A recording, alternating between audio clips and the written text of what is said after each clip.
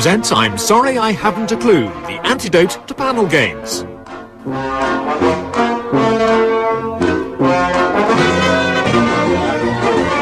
At the piano is Colin Sell, and your chairman is Humphrey Lyttelton.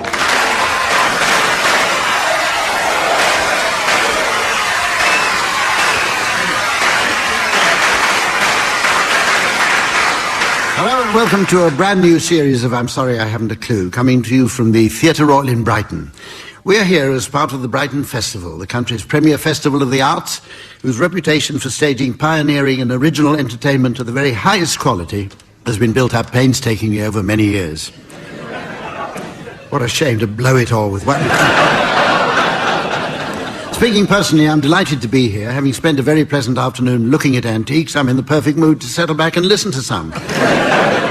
Let me introduce them to you now. They are on my right, Willie Rushton and Tim Brooke-Taylor. And on my left, Barry Cryer and Graeme Garden. Please give a warm welcome to a young woman who can't wait to do a bit of scoring, the delightful Samantha.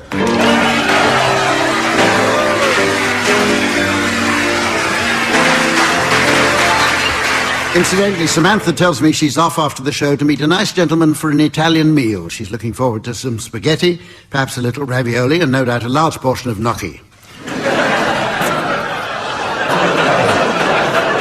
Now, our first round is entitled Celebrity Answer Phones, and this has nothing to do with answer phones that happen to be celebrities in their own right. It means, teams, that I'd like you to suggest some messages that celebrities might leave on their telephone answering machines. For example, for Tim here, it might be, "Hello, this is Tim Brooke-Taylor. I'm not here at the moment, but whatever it is, I'll do it."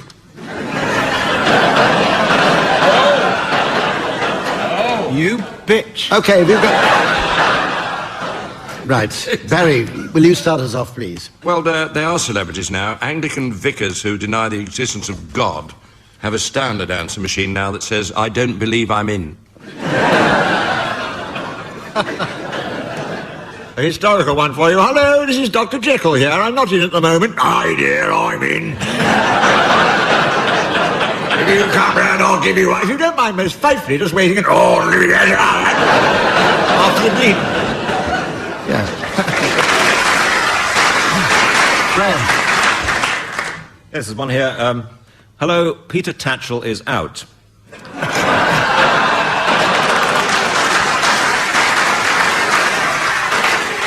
If you'd like to be out too, please leave your name and diocese. Captain Oates. "Hello, I've gone out. I may be sometime, so don't bother to leave a message." Beep. "Hello, Bertrand Russell here. I'm not here at the moment, and yet perhaps I am in a very real sense. Like the page of a book before you've turned it over. Is it printed? Is it blank? So I may well be here, but why are we here? Particularly when we're not. Beep.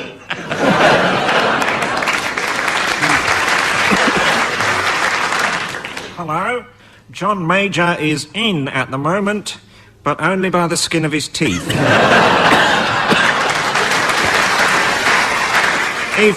If you would like to leave a message, please speak after the moan. Hello, this is Alexander Graham Bell, inventor of the first telephone. If you have invented another telephone...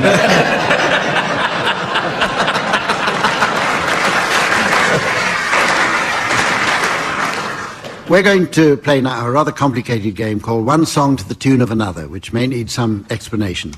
In it, teams, we take a song or tune and remove the lyrics or words from the tune or song, and then, and this explains why we call it One Song to the Tune of Another, we take the lyrics or words away from another tune or song and get you to sing the words with the tune from the first song without the lyrics but with the music.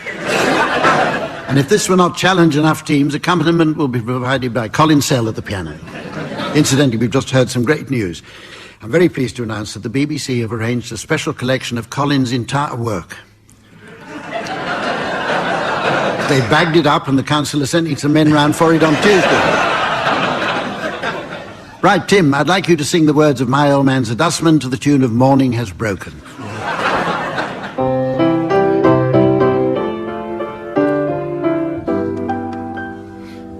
My old man's a dustman, he wears a dustman's hat. He wears corblani trousers and he lives in a council flat. He looks a proper nana in his great big hobnail boots. He's got such a job to pull 'em up that he calls them daisy roots.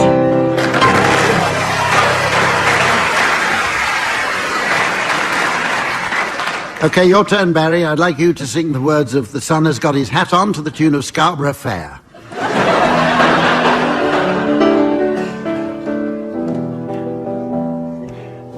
The sun has got his hat on, hip, hip, hip, hooray. The sun has got his hat on, and he's coming out today. Now we'll all be happy, hip, hip, hip, hooray. The sun has got his hat on, he's coming out today. He's been tanning tourists out in Timbuktu. Now he's coming back to do the same to you. Jump into your sunbath, hip, hip, hip, hooray. The sun has got his hat on, and he's coming out today.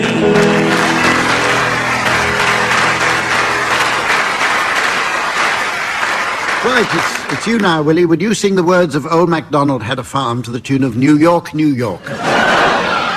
Yes, but not well.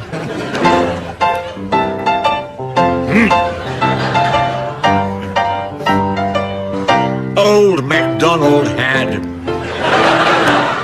a farm, E-I-E. And on this farm he had some chicks, E-I. E-I-O with a chick here and a chick there, here a chick there, a chick everywhere. There you go.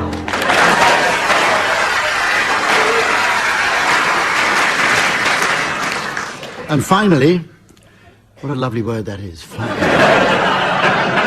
Graeme, would you sing the words of "Space Oddity" to the tune of "English Country Garden"?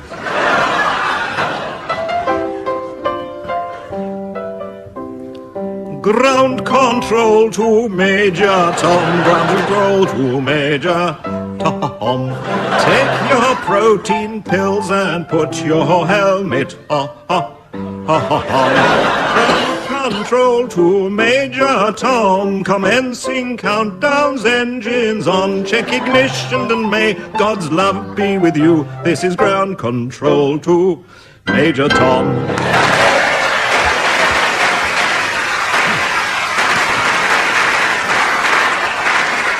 And now it's time to play a brand new game called Name That Barcode. Anyone who regularly visits our modern supermarkets will know the barcode as an ingenious device for identifying the individual price of a product. The item is picked up by the cashier, who simply runs it past an electronic reader 3 or 4 times before holding it up and calling out, "How much is this?"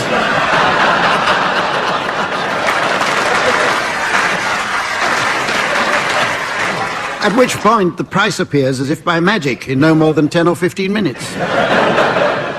Now, teams, I've taken the liberty of bringing along some of my favourite barcodes, and I'd like you please to identify them. And here's the first one. Thick black, thin white, thin black, thick white. Thick black, thin white, thick black, thick white, thick black, thin white, and thick black. Okay, who's going to identify that? I know this one. I'm not sure how. It's Lillettes with wings. I think. Just one of those things you remember as you see it. Well, you remembered it wrong. Oh. Sour cream. Why does Sainsbury's put a sell-by date on sour cream?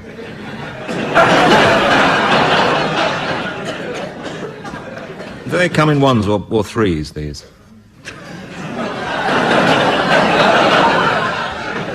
What?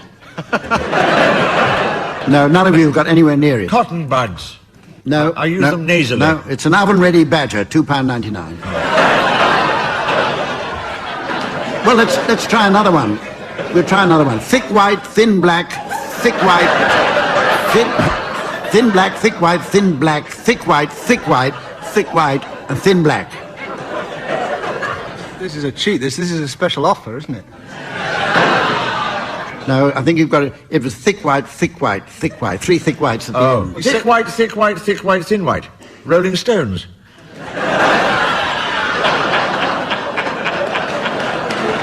Now, I'm going to give Tim a mark for that, because he got nearest, it wasn't very near, in suggesting that it was a special offer. It's the Colin Sell piano tutor.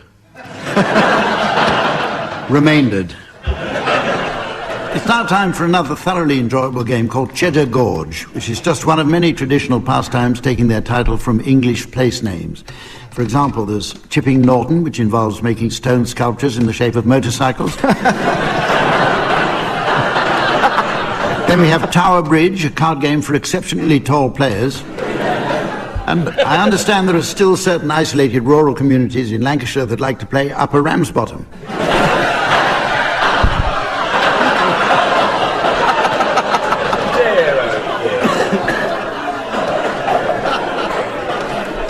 Anyway, as the game Cheddar Gorge so obviously implies teams, I'd like you each to utter a single word in turn. The object of the game is to avoid completing a sentence. To complicate matters further, however, I'd like you each to include a word of my choosing, and these are, for you, Tim, defenestrated. Graeme, briefs. Brief. Barry, Yes. Got that, Barry? Yes. By instalments. Barry, existentialist. Oh, right. And Willie, Pong. Now, teams, when you hear this, teams, it either means someone's playing under the 1972 rules, or I've decided the sentence is complete. Right, Tim, will you start, please? I was in a Very. Existentialist. condition when I. Saw. coming towards Me. a pong.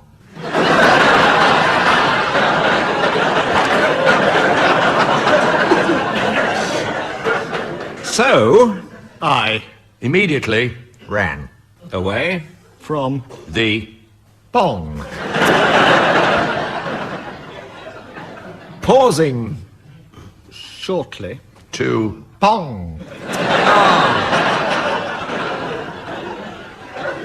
With A.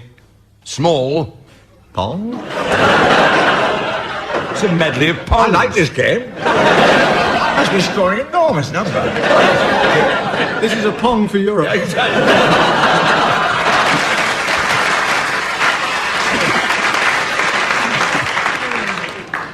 Full stop. Don't look at me. You've just ended the sentence.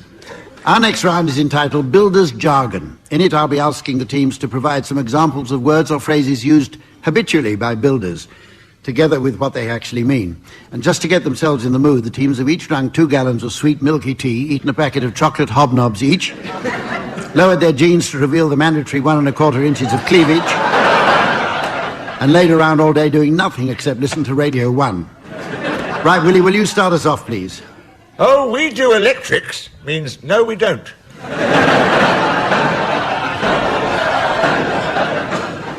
Graeme. Pebble dash means throw a stone through the window and run off. Don't use the phone for the moment. We're working on that wall. Means we've knackered the cable. I'll be round first thing in the morning. I'll be round tomorrow afternoon just when you decided not to stay in any longer. Oh, we do plumbing. No, we don't. That door won't stick when the wood's dried out. Means that door won't open when the wood's dried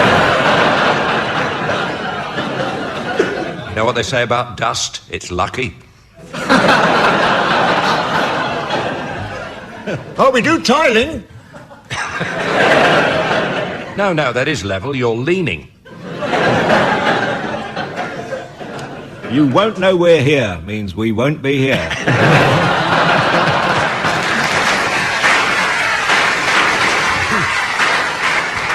Right. Well, with the score mounting apace, it's time for the next round, which is called Sound Charades. This round is based on the popular parlour game in which each team takes it in turn to act out the title of a book, film, play or TV programme for the other team to guess. But, as Chubby Checker would say, there's a twist. How did Chubby Checker get in here? His name was based on Fats Domino. Did you know that? Fats, Chubby, Domino, Checkers. Tremendously. To return to the rules of this game... Whatever happened to podgy chess, I wonder?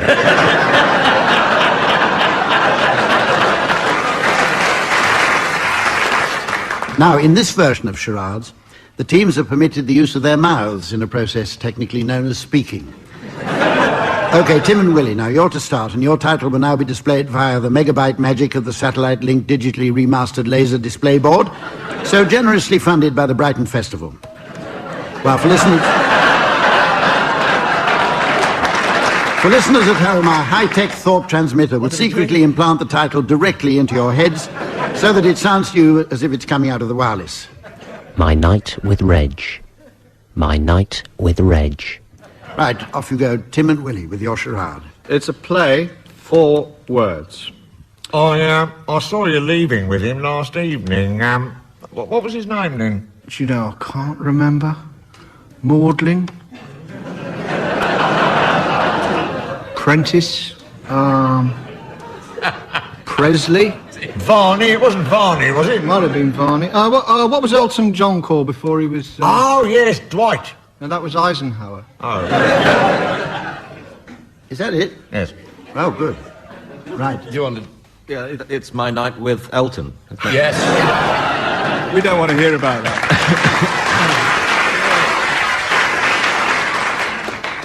Right, I suppose it's your turn, Barry and Graham. And your title's now going up on the laser display, and here again is the thought transmitter for listeners at home.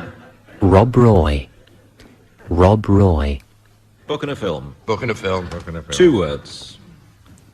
What are they? You'll find out shortly. Yeah. Are you that Lord Jenkins?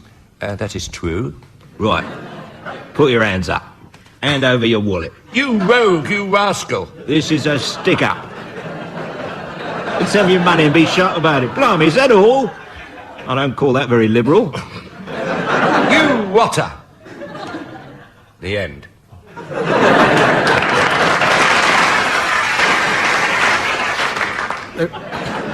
They wanted to say Wob Woy, didn't they?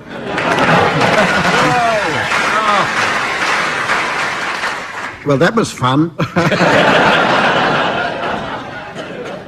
Our next round is another new one and has been sent in by Mr. R.F. Preston of Leeds, which he assures me has helped alleviate the tedium of wet camping holidays in Scotland with his wife, and thought it might do the same for this programme.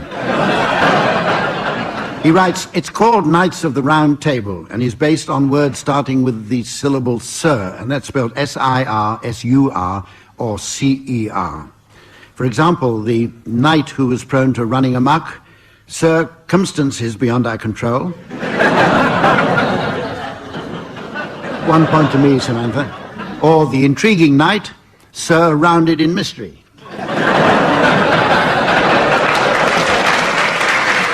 Okay, teams, any other... Would it be possible as an alternative we could all go on a wet camping holiday in Scotland with his wife? I booked mine halfway through that last game. Any other suggestions? Teams? Yes, indeed. I can give you one. The Night of Rupture, Sir Jekyll Appliance.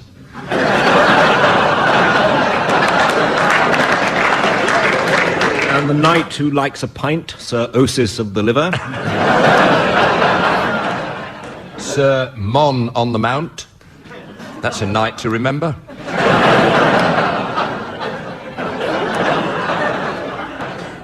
Sir Realist, the knight with a melted clop for a face. Musical one, Sir Ree with a fringe on top.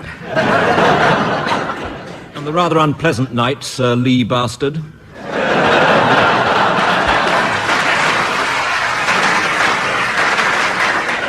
I now had a night of bliss, serendipity.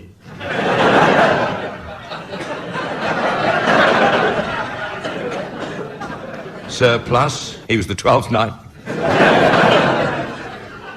The Grasping Knight, service not included. The electrical knight, circuit breaker.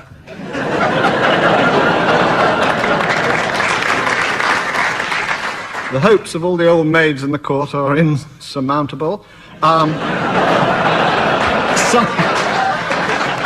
have their eyes on surprise package. This is a clever one. Sir Peter Hall. Night at the Opera. And galloping up, it's racing Sir Tinty.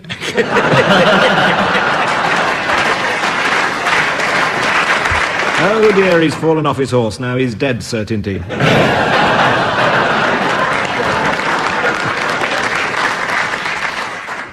Any more? No. Well, after that totally unexpected burst of brilliance, Samantha's been working so hard she's worn my pencil out. But I lent it to her. Our next round is a musical round called Chas and Dave, in tribute to that fine Cockney songster duo, Flanagan and Allen.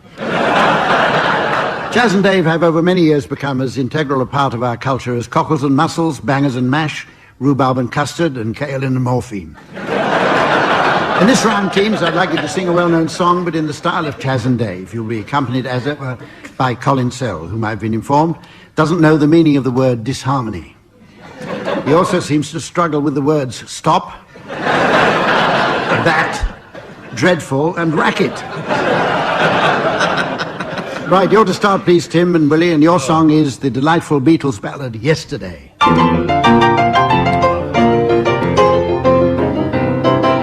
Yesterday, tell me about your troubles. All my troubles seem far away. Look at that. Now it looks as though they're here to stay. Blimey. Oh, I believe in yesterday. Suddenly. I am suddenly. I'm a lot the man I used to be. There's a shadow hanging over me. Who is that? Oh, yesterday came suddenly. Why, she had to go, I don't know, she wouldn't say. Rabbit. I said something wrong. Rabbit. Yesterday, today, I was suddenly going to play. Wallop, good. Now I need a place to hide away. I believe in yesterday. Wallop, rabbit, good.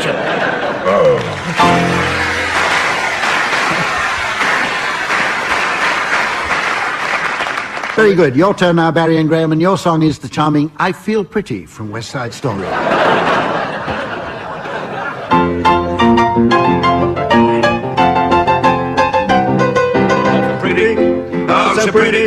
I'm so pretty and witty and bright. Ain't a pity, any girl who isn't me tonight. Lovely knockers, London girl, what about you, charming?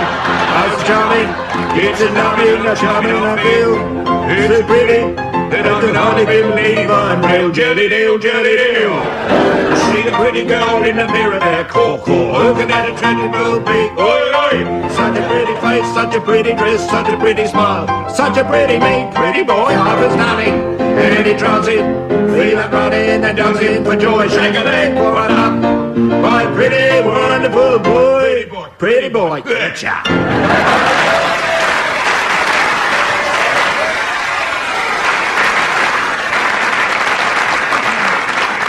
Right, well, that's almost all we've got time for, although there's just long enough, I think, for a quick round of Doctor's Songbook. Teams, I'd like you to please suggest some titles or first lines of songs likely to be popular with the medical profession. And Tim, I'd like you to start. Knees up, Mother Brown.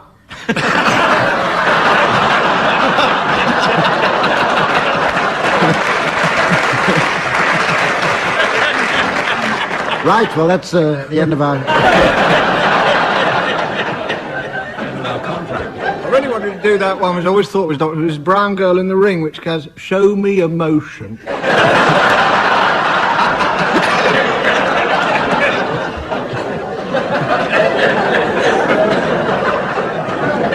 Barry. Unchained Melody by Urethra Franklin.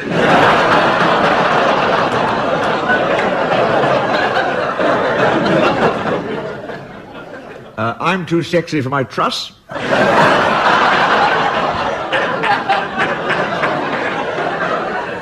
Lipstick on your colon.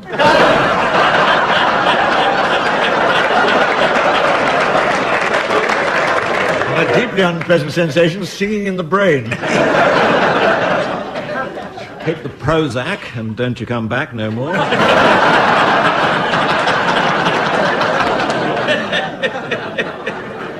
Suppositories a jolly good fellow. Nursum Dorma. Cold finger. You're in the money? Yes, sir, that's my baby. Rectum, said Fred.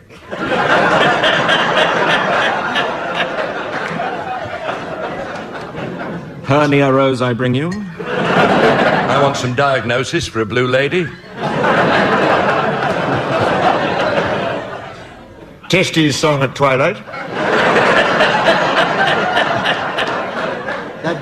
Oh, I do like to be beside the bedside. Doctor, no.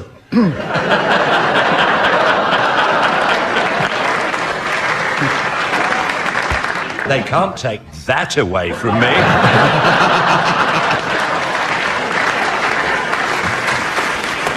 As I notice, the eternal flame of hope has just been put out by the fire officer of destiny.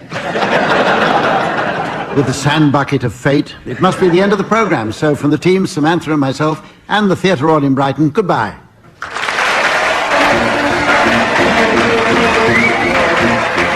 Tim Brooke-Taylor, Barry Cryer, Graeme Garden and Willie Rushton were being given silly things to do by Humphrey Lyttelton, with Colin Sell setting some of them to music. The programme was produced by John Naismith.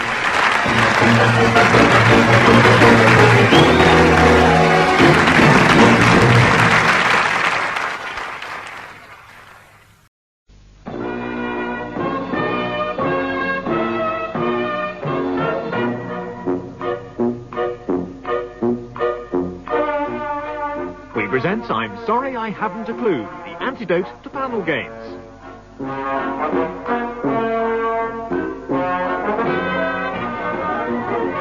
At the piano is Colin Sell, and your chairman is Humphrey Lyttelton.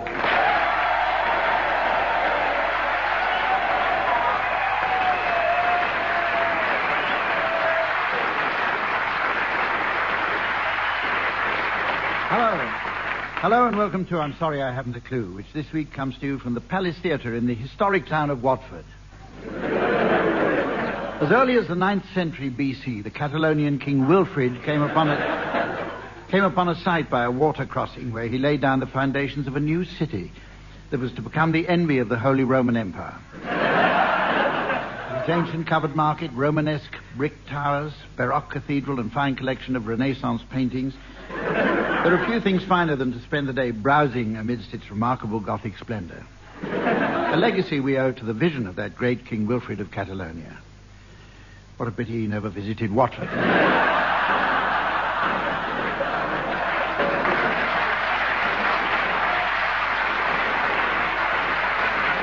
Instead, please welcome on my left, Barry Cryer and Graeme Garden. And on my right, Willie Rushton and Tim Brooke-Taylor.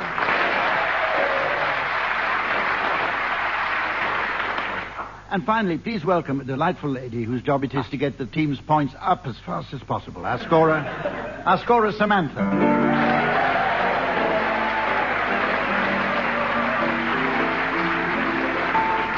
Our first round is entitled Missed Hits. It's often occurred to me that otherwise first-rate programs, plays, books and films have often sunk without trace for want of a decent title. Teams, I'd like you please to come up with some interesting suggestions for me. And when you've done that, think up some titles that would have been surefire number one smash failures. Tim, would you start, please? 1983. Shallow Gravy. Barry. Spot, that's the failed Grease. Willie. And God created Mrs. Bottomley.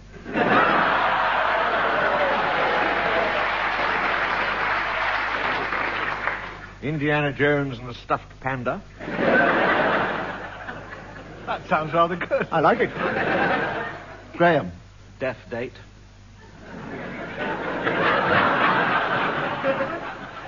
24 hours from Tulse Hill. Oh, like the Guns of Neasden.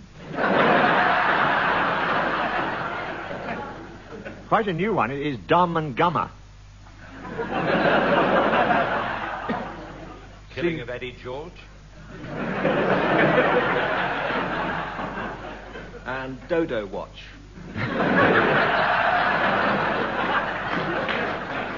There was a very famous failed song, Trouble Over Bridgewater.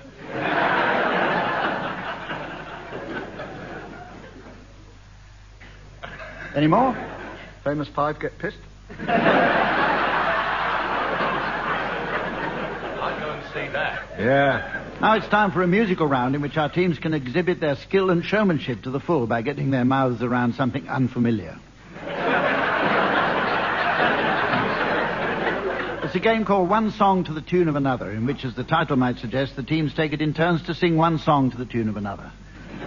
This is not to be confused with the equally popular One Tune to the Song of Another, in which, while another person sings, the teams take it in turns to suck on a mentholated lozenge.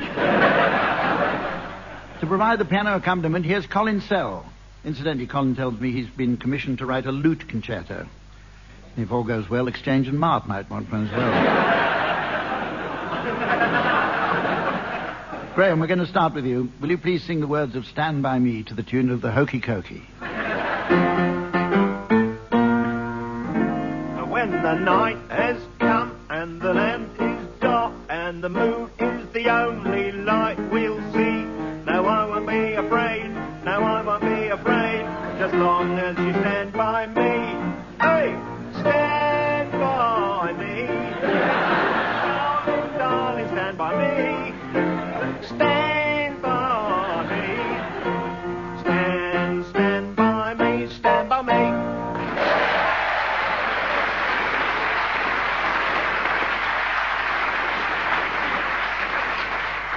Jolly good. Now, Barry, will you sing the words of I've Got a Lovely Bunch of Coconuts to the tune of Fly Me to the Moon?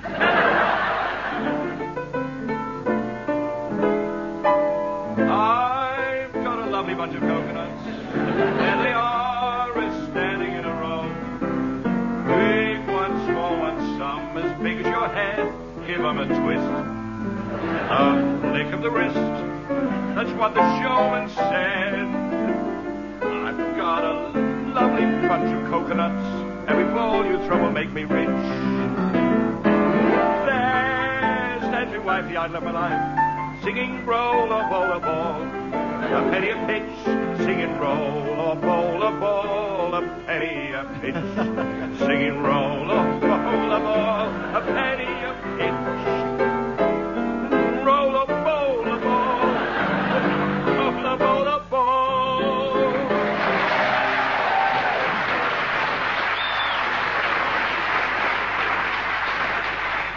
Jim, will you please sing the words of On Mother Kelly's Doorstep to the tune of Hernando's Hideaway?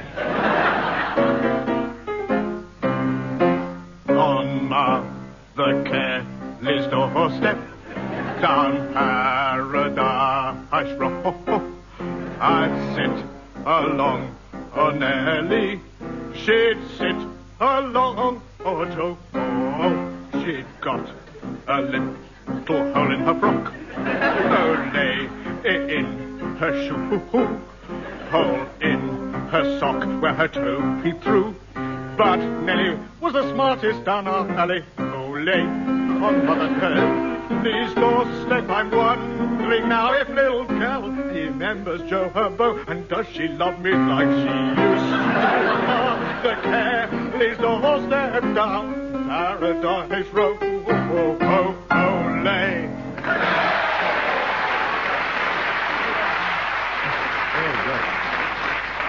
And finally, Willie, will you sing the words of Gloria Gaynor's I Will Survive to the tune of the Blue Danube?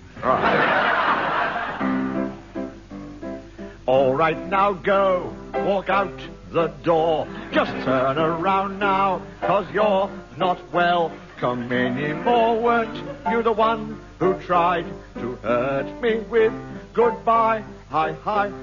Did you think I'd crumble? Do you think I'd lay down and die? Oh, no, not I. I will survive. Oh, as long as I know how to love, I know I'll...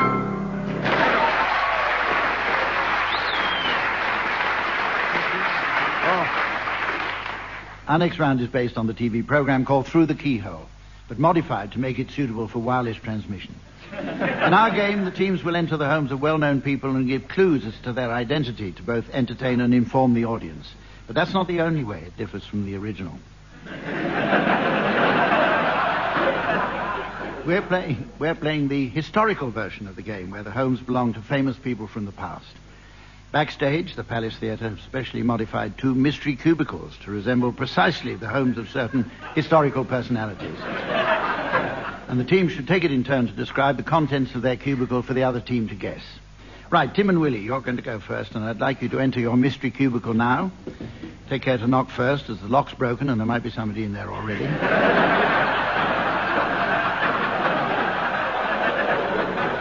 While you're on your way, the historical householder's name will now be flashed up on the computer-linked, satellite-controlled laser display board for the benefit of our...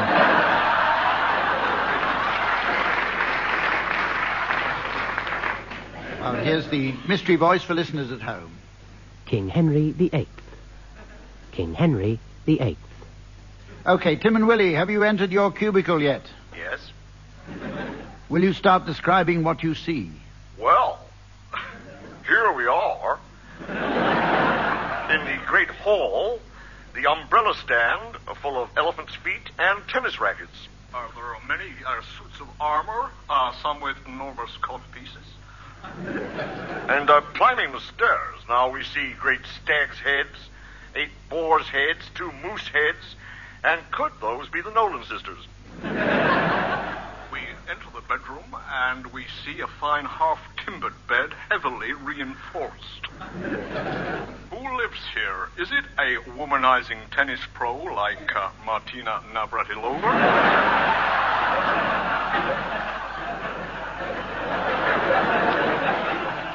Over to you, David. Hump's the name. Right, Barry and Graeme, would you like to start guessing now? Is this tennis in the sense of real tennis? No. Yes. Then I've no idea. A half-timbered bed. Is this a Tudor? Yes.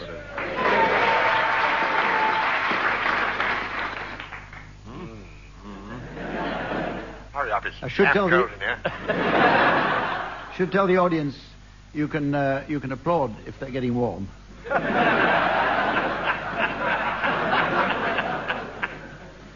Henry VIII. Henry VIII.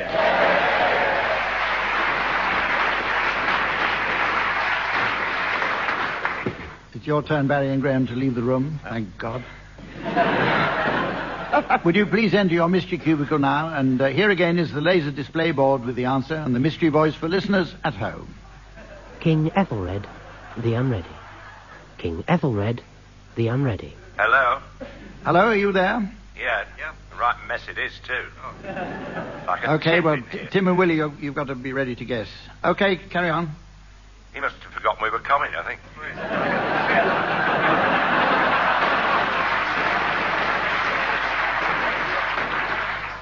Obviously left in a hurry. Yeah. Oh, look, he forgot to wind up his alarm clock that he slept in. One sock, one shoe. Oh, dear. Shopping list he's left behind here. Well, he'll miss that when he gets to Tesco, won't he? Here's his fridge. Look, he's run out of milk, of course. Yeah. And what's this note on the front of it? Collect crown from cleaners. Yeah. Tim and Willie, start guessing. It's either Jimmy Nail or Quentin Crisp on one leg. There is a one-leggedness here. Yes. One leg is a bit misleading, I think. So he left in a hurry. So he's a mess. He rushed out and... And he's royal. Is he royal? Yes. Yes. Was he king? Can we ask that? Yes. I don't know what gave me that clue. You just had to roam through the various kings of England, that's all. Willie, Harry, Steve... Harry, Dick, John, Harry, 3. You're really late now. Oh, earlier. Oh, Ethel, Oh, Ethel. Red.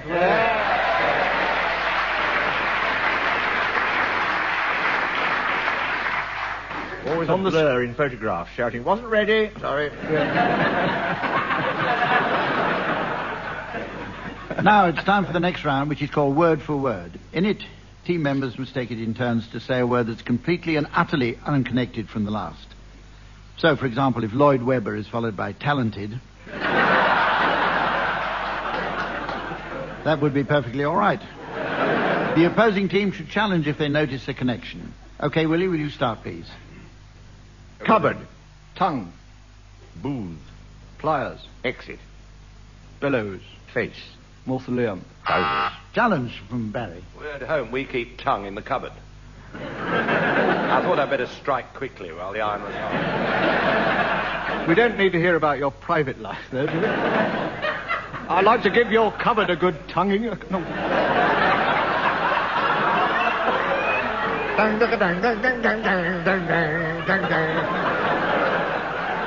That was a ludicrous challenge. So will you carry on, Barry? Tankard. Survivor. Wave. Challenge there from Tim. I don't survive unless I have a tankard of good ale. I can't remember what the local Watford one is, but if I could, I'd say it. What is it? Benskins is a very, very fine drop in a tankard. I can survive on that. Don't say it too loud, I may send you some.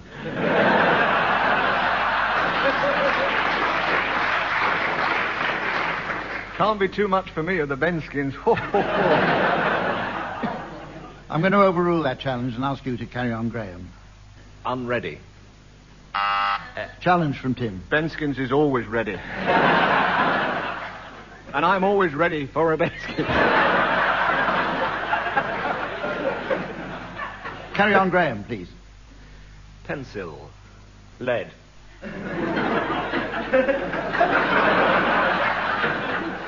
How do you spell lead?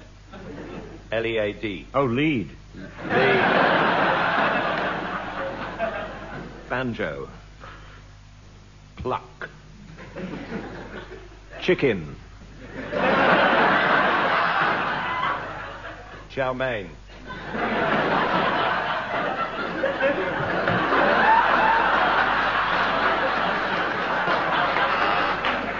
Special. Multiple challenge from Tim. I buzzed a long time ago and I've forgotten what. I don't think you pressed your little whatever you call it. Are you blaming the chairman for Certainly not. having duff equipment? Adjudication, please. We're going to go on now to a game.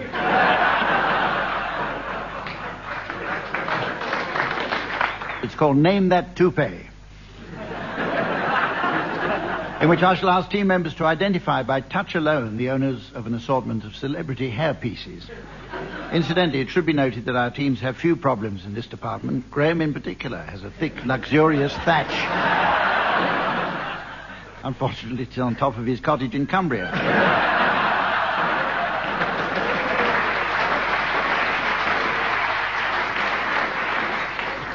Our team Samantha has carefully secreted the mystery toupees in this carrier bag. So, taking utmost care not to use any other sense than touch alone, I'd like you please, teams, to name that toupee. And we'll start with you, Barry.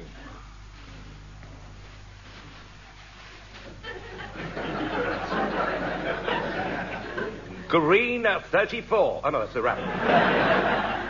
Oh, I know this one. Wait a minute, just by touch alone here.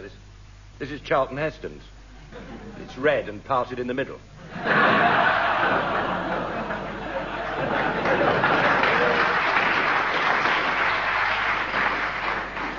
Are you under the impression you were right that time? Never. Okay, Graham. There's a head in this one still. I don't know. This is feels like. No, I think it's a radio toupee. Am I right? Yes. A radio toupee. Jimmy? Jimmy to you? Oh, yes. Hey, Still got the headphones on. You're only allowed to touch. We'll go for Jimmy Young. Absolutely right. Yeah.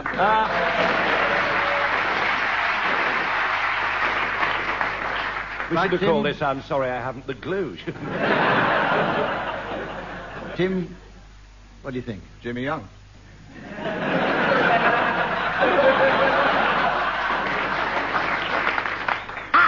It bit me.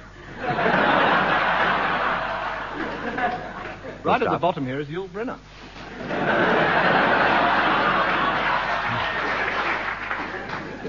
It's not somebody standing on their head, is it?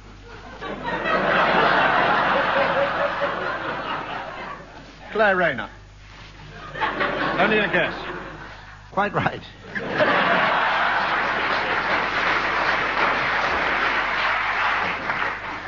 This next round is called sequels, and it's limited only by the power of our team's imaginations. Could be one of the quickest ever. As lovers of the arts will have noticed, it's currently the vogue for modern authors to create sequels to classic pieces of literature from the pens of our great writers. I'd like you please, teams, to suggest some extracts from possible sequels to classic works of literature by new authors. And you're going to start, Willie, and I'd like you to suggest some extracts from a sequel to Moby Dick, as written by Raymond Chandler. When I came round, I was lying face down on the beach at Santa Barbara. Then I heard a voice. "I'm looking for a private Dick," she said. I looked up. She was beautiful. Her body shimmered like fish skin. She had lips like Andrew Lloyd Webber and gills like Prince Charles. This wasn't surprising. She was a herring. "I'm a Dick," I gasped. "Moby Dick, too." "Is that a gun under your jacket," she said, "or you're just pleased to see me?" "That's Gregory Peck," I said. I haven't been able to shake him off since the end of Moby Dick 1. She laughed like whitebait tap dancing on a bed of wet lettuce. I was in love and several sizes too big for her.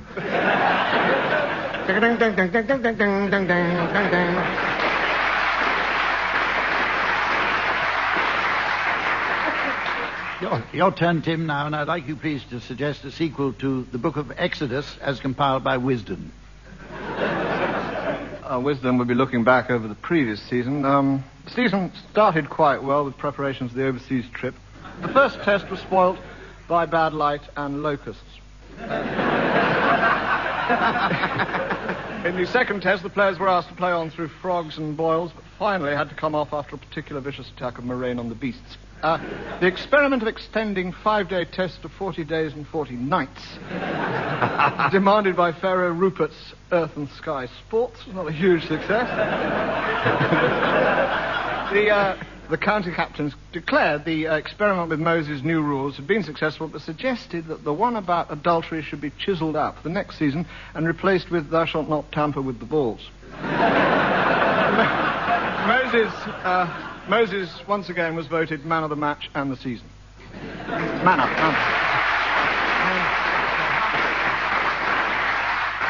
Right, it's you now, Barry. Would you please provide us with some likely extracts from Winnie the Pooh's sequel, as written by Michael Winner? Well, it's an absolutely natural choice, because I'm known affectionately in the profession as Winnie the Pooh, and in my film Pooh Sticks 2 Massacre, Winnie and Trigger, played by Charles Bronson, go to a restaurant and the doorman doesn't recognize them, so they waste him.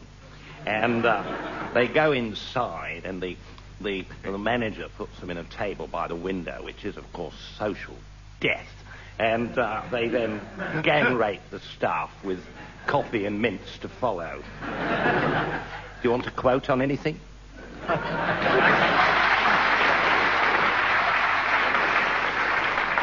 Finally, Graeme, would you supply us, please, with some extracts from Murray Walker's sequel to A Tale of Two Cities? It was the best of times. It was the worst of times. As Sidney Carton heads for the final straight leading to the guillotine, which you will remember is the controversial new device introduced this season for literally twisting the feet off the aristocrats as they... Correction.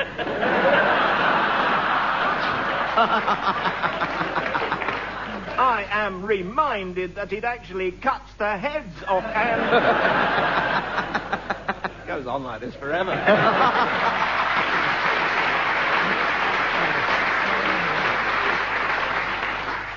It's now time for a round entitled Just a Minim. We base it on an old wireless favourite where panellists talk non-stop nonsense while the others try to butt in. But Any Questions was a bit of a boring title, so we changed it. In this round, teams, you should attempt to sing a song without repetition, hesitation, roar, pindy, or deviation. Non-singers may buzz to challenge. Please bear in mind, teams, that an excessive number of buzzes may drown out the piano accompaniment of Colin Sell. Actually, Colin was telling me before the show that he just completed a series of nationwide performances. This week, however, he's back on his usual pitch outside Bradford and Bingley. I'd like you, please, Graham, to start, and the song is When the Red, Red Robin Comes Bob, Bob, Bobbing Along. When the red scarlet robin comes bob-shilling bobbing along. Ditto. There'll be no more sobbing. Challenge from Willie.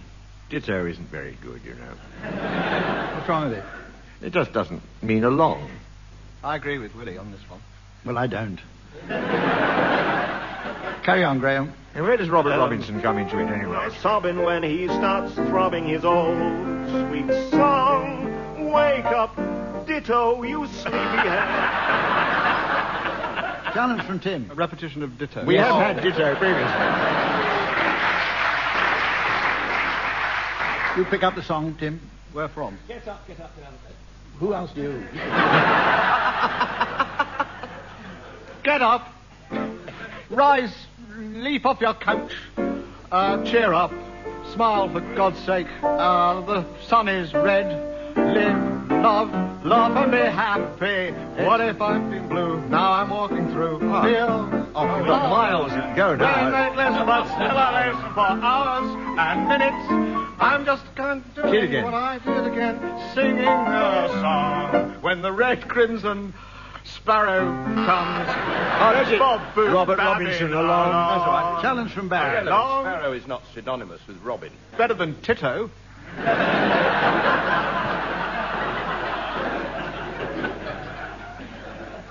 That was fun.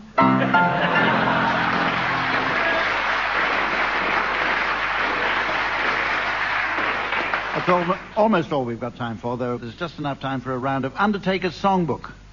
So, teams, while Samantha slips out into the audience to check for signs of life, I'd like you please to suggest some song titles or first lines likely to be popular with an audience of Undertakers. Okay. Champion the Wonder Hearse. Okay, you start, Barry. He always said he'd be late for his own funeral. Ditto.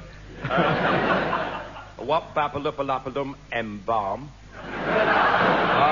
That's like... Some embalming evening, you may stop a stranger.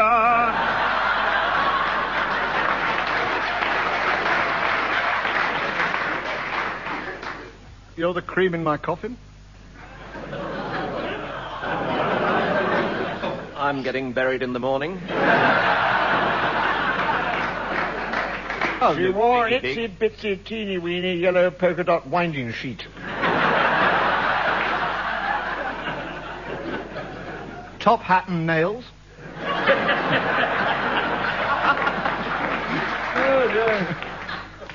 I dig it my way.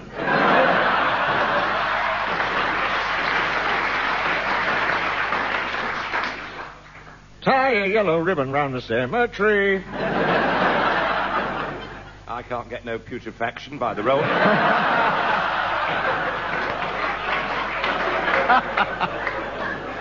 The old Engelbert, please deep freeze me. Well, you're just my Jack in a box.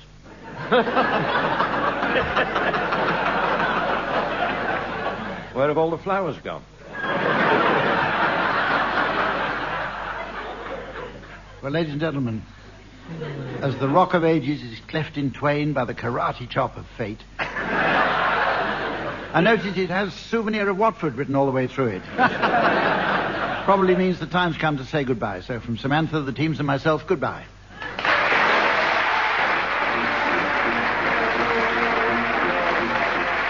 Brooke-Taylor, Barry Cryer, Graeme Garden and Willie Rushton were being given silly things to do by Humphrey Lyttelton, with Colin Sell setting some of them to music. The programme was produced by John Naismith.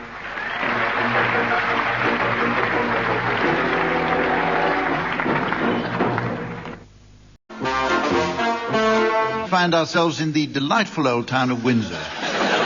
Famous for its royal castle, great park and regular bazaar, where visitors can browse and purchase all manner of silks and spices, particularly after the arrival of the spring camel train, swelling the indigenous population of the Casbah with the merry chatter of Arab and Berber tongues. Wait a minute, this is a load of rubbish.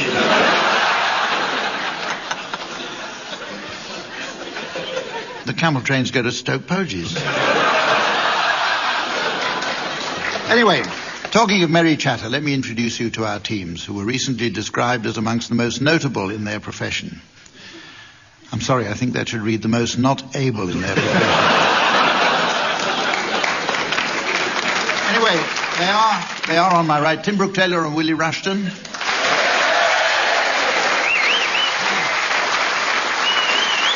And on my left, Barry Cryer and Graeme Garden.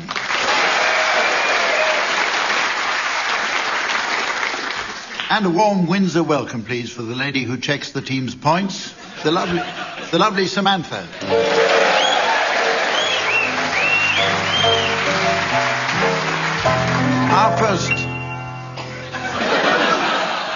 Our first round is entitled Historical Headlines. In days of yore, teams, before the invention of proper newspapers, or even the Sun, many historic events went unreported. This obvious gap in the market wasn't filled until the publication of the Anglo-Saxon Chronicle, or as we know it today, the Daily Telegraph. Teams, I'd like you please to come up with some likely newspaper headlines that one might have found in the morning papers after a certain historical event. The event in question is Noah builds the Ark. Barry, will you start, please? Well, it's actually a correction, this, from The Guardian. The headline should have read, Noah aims to Mount Ararat, not aims to Mount Arafat.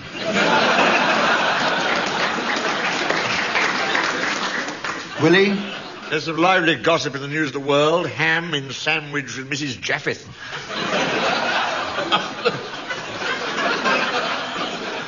Graeme? The Express, yes. Big boat to be launched in Wimbledon fortnight.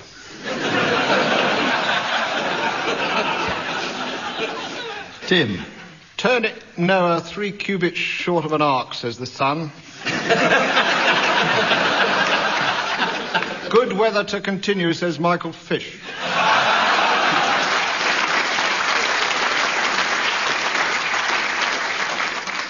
Any more on that one? Which magazine had Gopher Wood comes out top in tests? Oh, I've got the sport here, Humph. Oh. Mule in mixed marriage shock.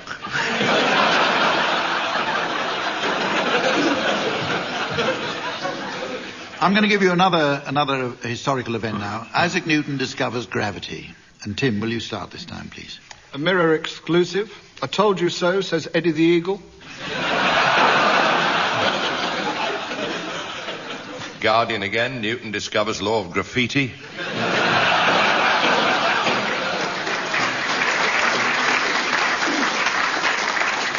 And the Express, Golden Delicious bruised in cruel experiment, says...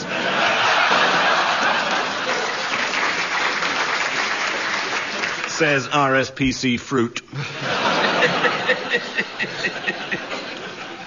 The Guardian again. Gravity is a computer, says Isaac Apple.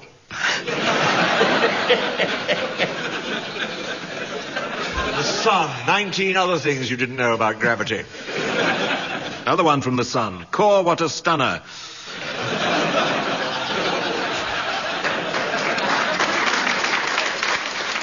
Mrs. Newton shows off her pippins on page 3.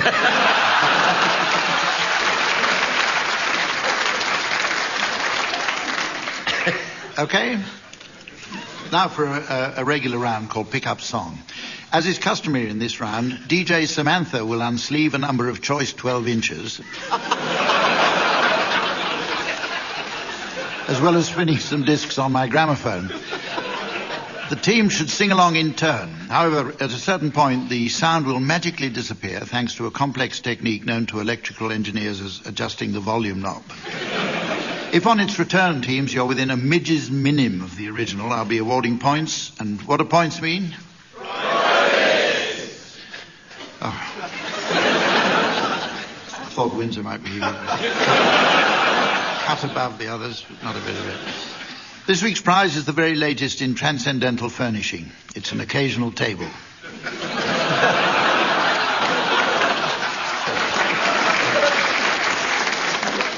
Willie, will you start by accompanying Cliff Richard with his definitive version of The Girl from Ipanema? Tall and tanned and young and lovely. The girl, hurry up, Cliff. Is walking, and when she passes, each one she passes goes. Ooh. What? This is Cliff Heath. Samba that swings so cool and sways so gentle that when she passes, each one she passes goes. Blah, whatever he says, I'm going to say. Oh, but I watch her so sadly. How can I tell her I love her? Yes, I would give my heart gladly that each day when she walks to the sea, she looks straight ahead, not at me. Be-dum. Tall and tan and young and... Oh, he's very slow.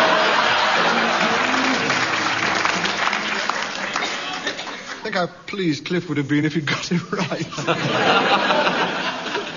He's not that much older than I am.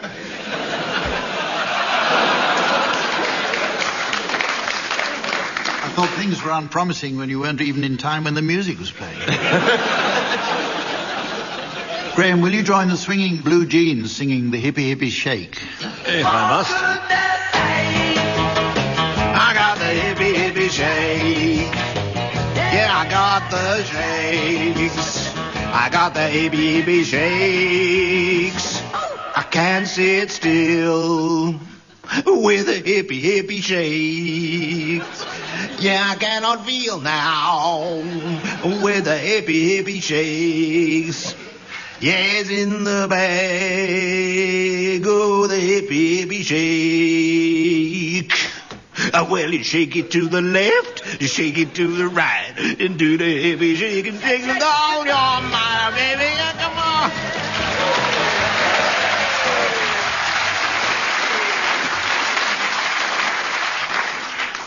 Pretty good. But Barry, now, I'd like you to accompany Terry Savalas singing If. If a picture paints a thousand words, then why can't I paint you? The words will never show.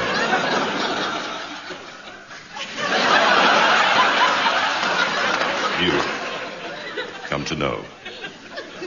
If a face could launch 1,000 ships, I must lose lollipop. And where am I to go? There's no one home but you. You're all that's left me, too.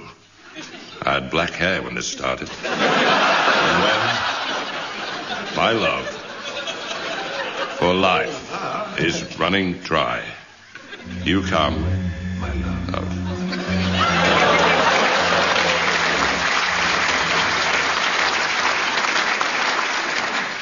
Just like to ask the audience, what would you do if they actually came back in time with the music? An orgasm, I should think. Finally, Tim, will you join Elvis Presley with Are You Lonesome Tonight?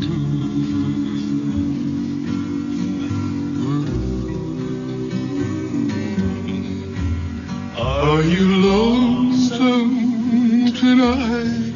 Yes. Do you miss me tonight? Are you sorry we started to sing? Does your memory ordinary stray, about 3:15, when I kissed you and called you sweetheart. Have your glasses, please. To the chairs in your parlor seem empty and bare. And your decades. Do you gaze at your doorstep? Do you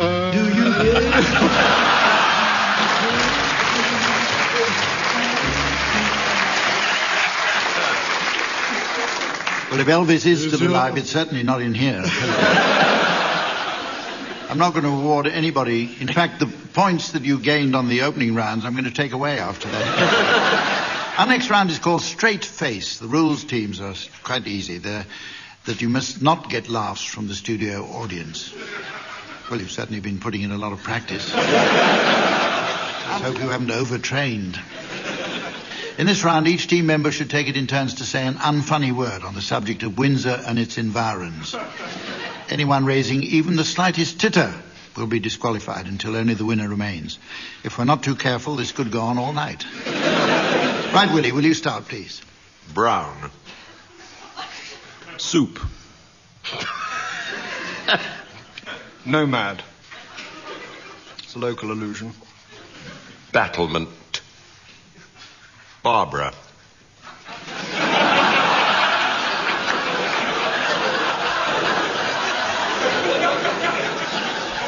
A laughing hump. What? He got a laugh. Oh, I was thinking of something else. Okay, righto, Willie, you've got to sit out of the rest of the game. All right. Start with you, Graeme. Haddock. Dean. Dahlia. Acute boredom. You're not allowed to chip in now. I wasn't chipping in, I was just talking to somebody in the front row down here. It's really boring out It's the here. most successful... Actually, the game's going better than it's ever gone before. Right, take it up, Tim. Come on, hurry up. Race course. What? Race course. Will you get on with it, Graeme, please? Oh. Race course. Repetition of race course.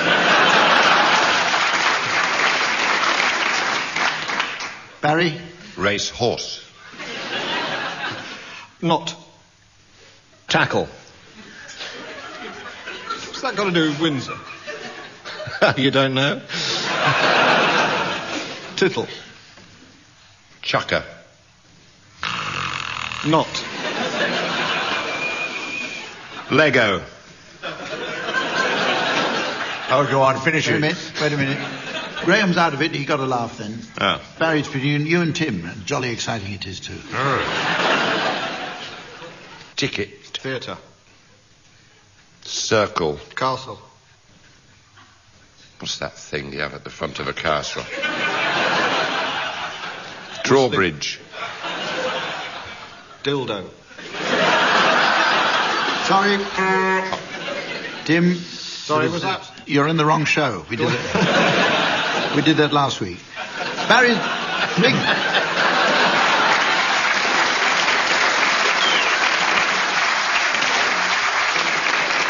Barry's the winner, and I bet he's jolly proud of it. Now to a new round called Euro TV and Radio Guide. Anyone who stayed up late watching those subtitled foreign films on Channel 4 will understand quite how stimulating a lot of continental culture can be. Now, I'm sure there are quite a few British programmes teams that with only a minor adjustment or two would be extremely entertaining for our partners in Europe and even further afield. I'd like you now to suggest for us some continental versions of some of your favourite TV and radio programmes. And Barry, will you start, please? For Holland, Wimmel Fix It. Another good one for Holland. I'm sorry I haven't a clog.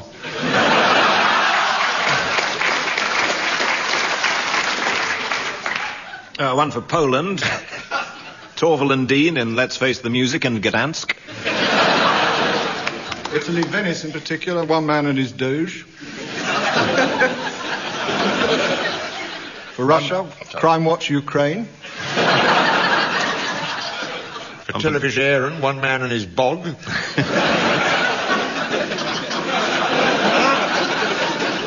And the French could have one man and his frog.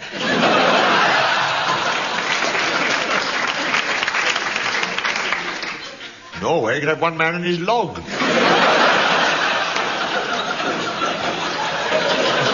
Albania, one man and King Zog.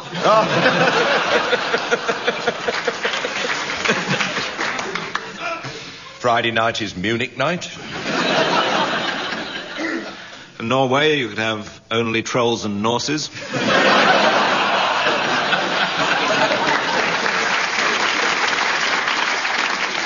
Denmark, Hans Andersen country. Or even blind Dane. For French wine buffs, 1 foot in the grave. For Russian shoppers, have I got cues for you?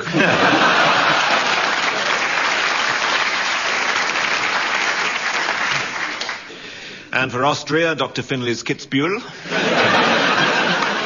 Really boring on Dutch radio, Radio 4, Amsterdam country, with subtitles for the Delft.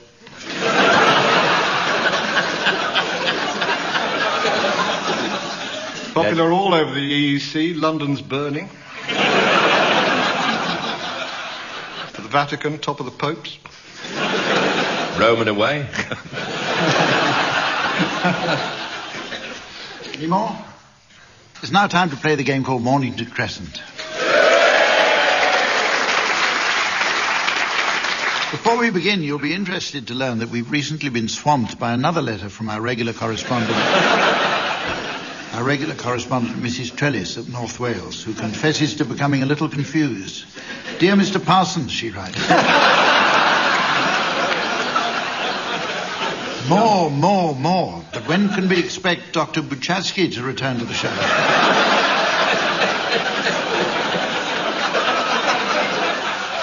Dr. Buchatsky was surely the master of the genre, was she not? Well, perhaps you'd write again, Mrs. Trellis, to explain exactly what your confusion is. Anyway, in celebration of our visit to this historic town with its famous family connections, not many of you listening at home will know that I was born half a mile from this very theatre. And there Currently dying.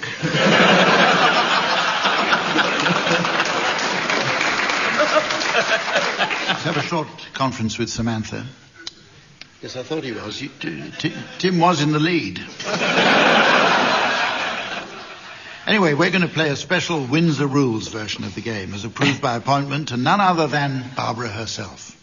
I might remind you, teams, that under Windsor Rules, only the senior player in a straight line may inherit possession, unless, of course, the Habsburg Convention has been invoked, in which case Grimaldi's protocol takes precedence. All, of course, which goes without saying. Okay, teams? Does the straight line include stations? It's not that sort of line. Well, what sort of line is it then? I think, Tim, once we get into the game, I think you'll understand it. He doesn't usually. Tim, will you start, please? High Street, Kensington. Alma Road. Who? Alma Road. Humphrey knew her when he was 8 years old.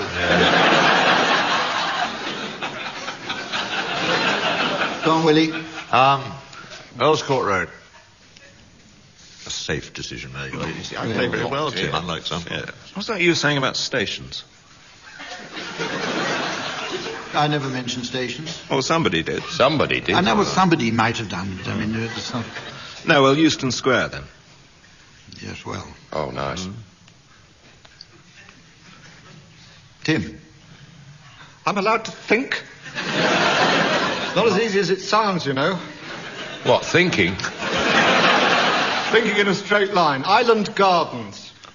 Ooh, how colossal. Oh, any small gardens? Oh, how silly.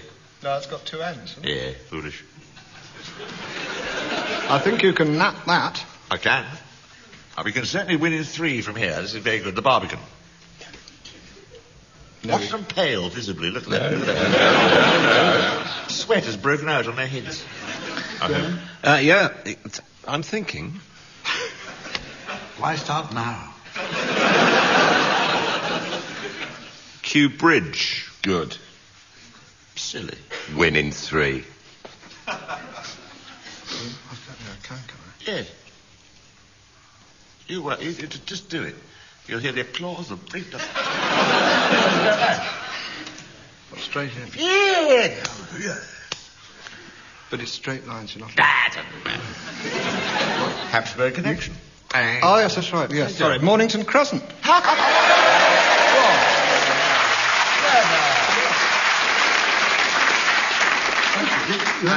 I want a ruling on that, Humph. How? How can that be? What you've forgotten is that Grimaldi's protocol took precedence there. Exactly. And you've completely ignored that. They're wriggling. It was blocking the two. The 2 gardens blocks it. You can't do that. No, with these rules, you need 3 gardens to block. Well, we've got Graeme here. Now, and no doubt this argument will go on. Listeners at home will be arguing well into the night. But that's a very good win for... Wasn't it? I've forgotten who won. Can't remember who won now. We did. Tim. Tim, yeah. Tim did. Very good, Tim. Against all the odds. It's now time for a round of limericks, the nonsense poems loved by literally tens of people. I shall furnish you each teams with a fecund first line from which I'd like you to continue taking 1 line each. And Tim, your opening line is, that remarkable sleuth Hercule Poirot. That remarkable sleuth Hercule Poirot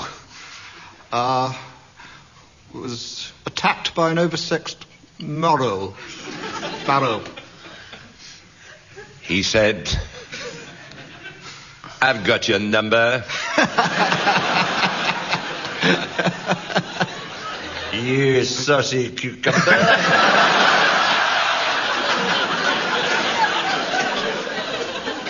I'll see you the same time tomorrow.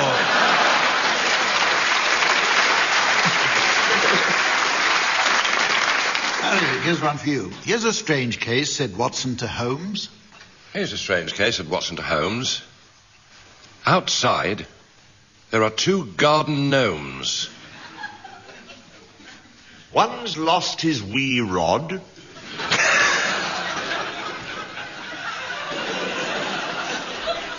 And the other poor sod.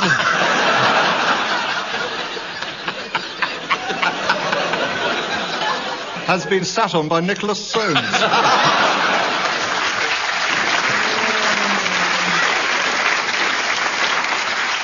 Willie, your opening line is, the thing about Inspector Morse. The thing about Inspector Morse... Yes? is that now he is right back on course. In Provence for a year. He's revived his career. As the back of a pantomime horse.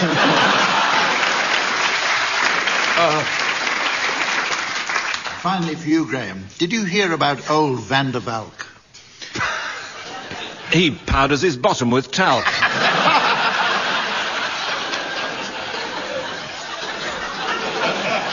When asked what for, He said, my bum's red raw. Scansion. You can tell by the way they welch.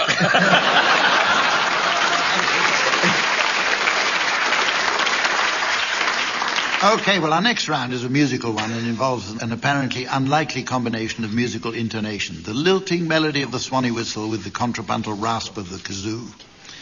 Teams, with the aid of these 2 fine instruments, I'd like you please to provide renditions of certain tunes of my choosing. No choice of accompanist, of course. It'll be Colin Sell on the piano. Actually, Colin's been practicing so hard he can almost play these tunes backwards. Unfortunately, he's still quite a long way off playing them forwards. Anyway, Barry and Graeme, your song is Pa, and it's to feature Barry Cryer on kazoo and Graeme Garden on swanny whistle.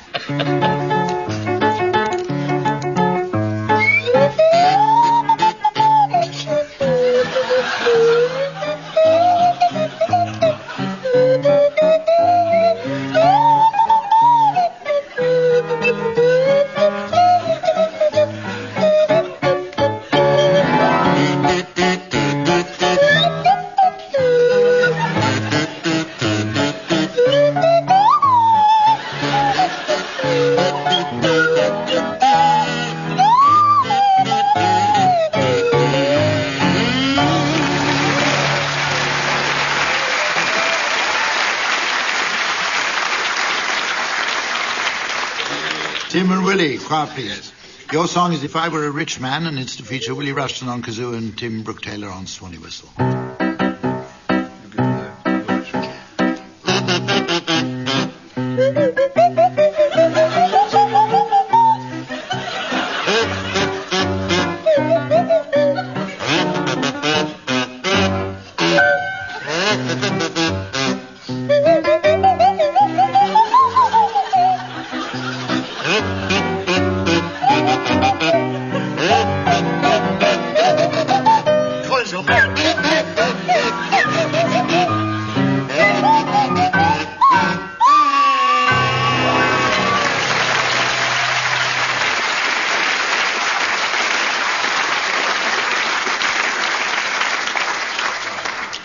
Well, that's almost all we've got time for, although there's just long enough, I think, for a quick round of Farmer's Songbook. So, teams, while Samantha pops out to enjoy the lay of the land, I'd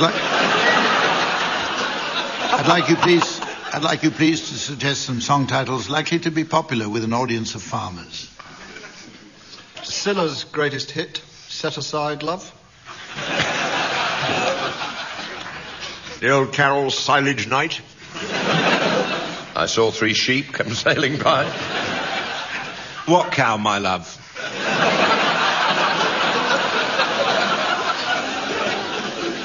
Fertilizer with an S, not fertilizer with a Z.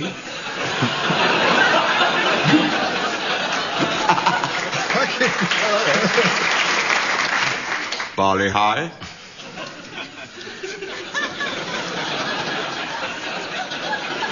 I wonder who's kissing her plough.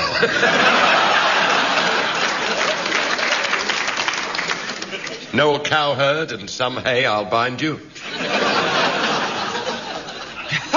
Duck be a lady tonight.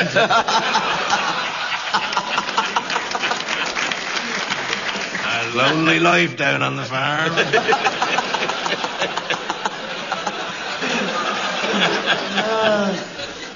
Till? I want to wash that manure out of my hair. Mutton up your overcoat. We're a couple of swills. You're the crops. Ladies and gentlemen, as Wee Willie begins the frantic search for his Winky, I notice that we've run out of time. Join us again next week when we'll be in Oxford. Until then, it's goodbye from myself and the teams, and it's goodbye from Windsor. Goodbye.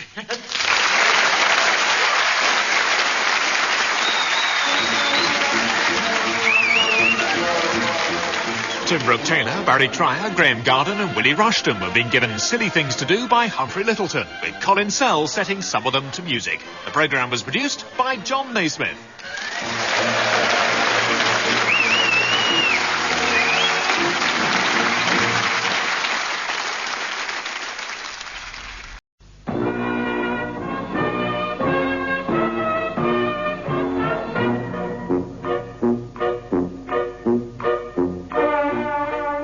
We present I'm Sorry I Haven't a Clue, the antidote to panel games.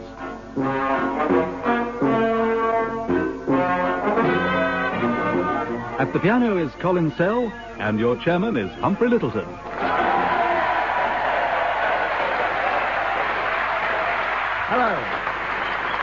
Hello and welcome to I'm Sorry I Haven't a Clue. Now, following the return of this series, I'm pleased to say that I've been sent some very positive notices, which I'd like to read to you.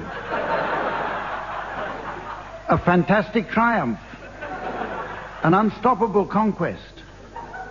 And that's just 2 of the items for sale in Lawnmower and Motorcycle Monthly.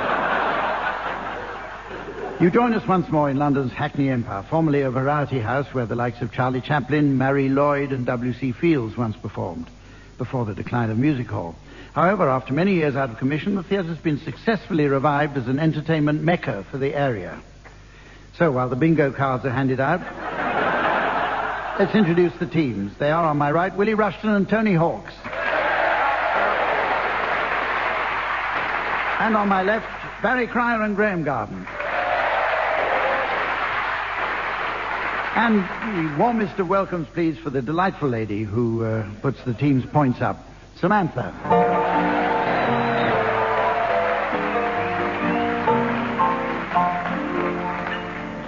Our first round is called Name That Tube. With the insidious creep of commercialism, even much-loved institutions are accepting advertiser sponsorship simply to raise extra cash. We can take just pride that the BBC would never compromise the integrity of programs like I'm Sorry I Haven't a Nissan.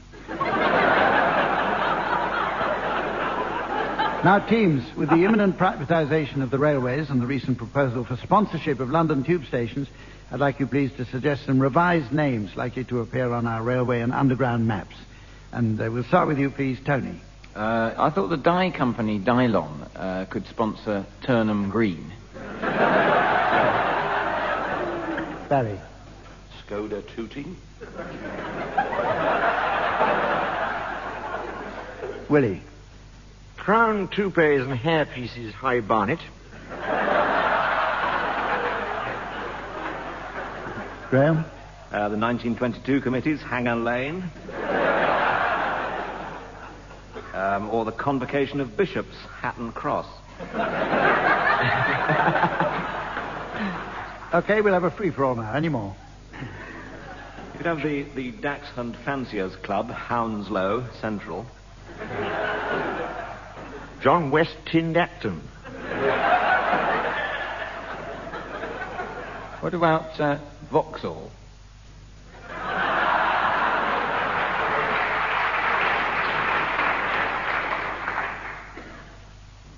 Right. Well, it's now time for the old musical favourite pickup song. As is customary in this round, Samantha's run her finger down my substantial playlist and selected some discs for you to sing along to, teams.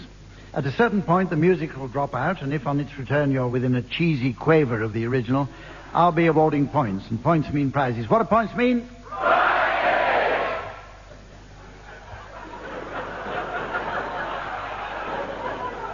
Where are we? Hackney? This week's prize will provide the lucky winner with a never-ending supply of eggs for that environmentally friendly breakfast. It's this rechargeable battery hen. Right, Willie, you're going to start now, and I'd like you to accompany Elvis Presley singing...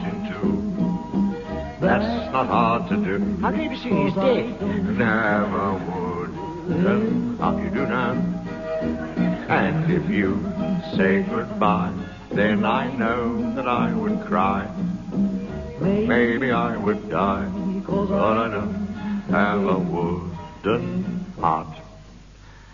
There's no strings upon this love of mine.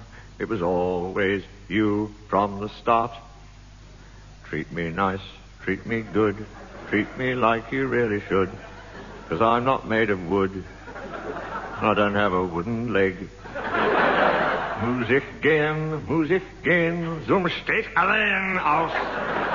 Steht allein aus, und du mein Schatz bleibst hier.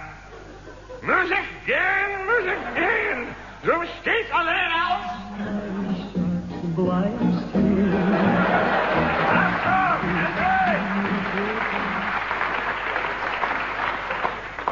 Your turn, Barry. Would you please accompany Dolly Parton singing 9 to 5? On the job from 9 to 5, working 9 to 5. What a way to make a living, Betty. Getting by, it's all taking and no giving. Use your mind and they never give you credit. It's enough to drive you crazy if you let it.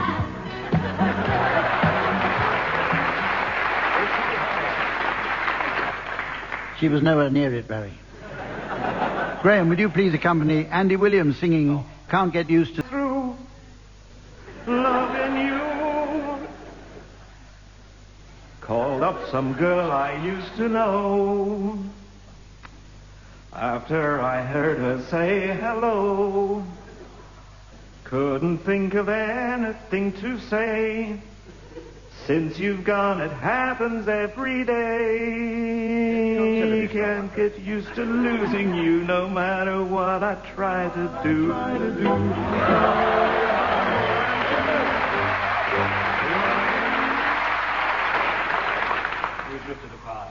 Finally, Tony, would you please accompany yourself as Morris Minor And your group, the Majors, in this, your smash hit from 1988, Stutter Rap. I was born in a town in the great UK, from a baby to a boy to a man today. And I'm a musical man, and I'm a man of birth, but I got a little problem, and it's getting worse. My life was so well planned, surviving and a jiving in a funk band, 'cause rapping, it's my bread and butter, but it's hard to rap when you're born with a stutter. Well, no one's ever seen what I mean. From the age of 13, we've all been caught in a mouth trap. So join with me and do the stutter rap.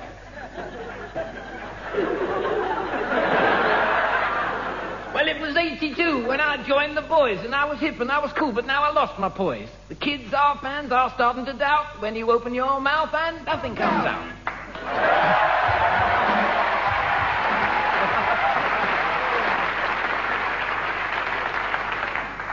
That was nice.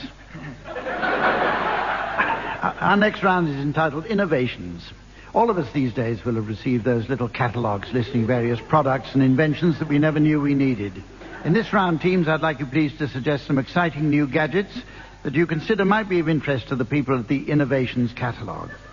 And I'll choose who goes first by using my total satisfaction guaranteed, battery-powered, random team member name generator. So we'll start with...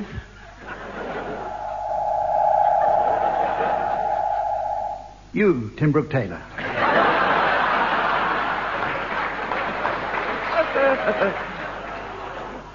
I'll take it, that's me. I've got one which is called a knee buckler. And what this does is, it's for very shy people. They strap this on. And what happens is they go to a party, and then this makes their knees buckle, and they fall to the ground, and then everyone comes to help them and pick them up again, and then they meet lots of new people.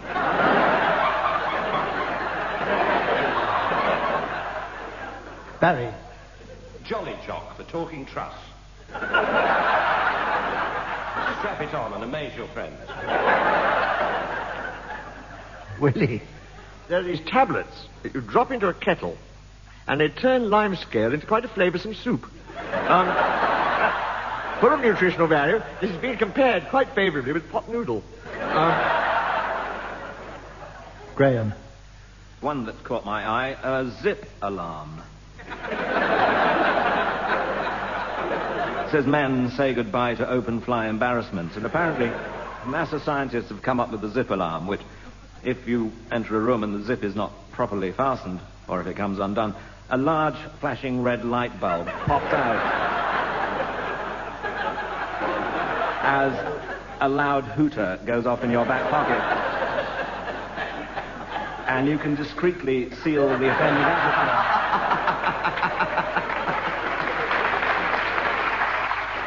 Before anyone notices. Any more from anywhere else? You could have a fart holder. This is a bag that you fit behind you, and it collects the fart and allows you to distribute it somewhere where you really want it to be used. As a source, possibly, of energy. Exactly, yes. I spotted one in the sort of hobbies corner. Grow cress in your navel. And the starter kit contains a pinch of compost, a sachet of seeds, a mini dibber, and a micro watering can. And it says, ladies, if your Galliano evening dress shows your midriff, here's a unique conversation piece. And gentlemen, you'll never be without the filling for a small but nourishing sandwich.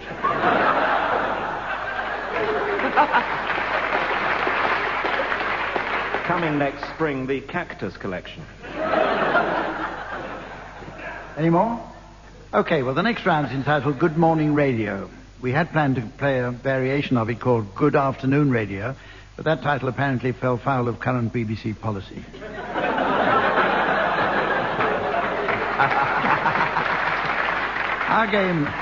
Our game is similar to the popular TV show Good Morning with Anne and Nick, but less political, obviously. The object of the game is for the teams to interview well-known persons without ever asking an interesting question and taking care to elicit only the blandest, most trivial of information from the interviewees.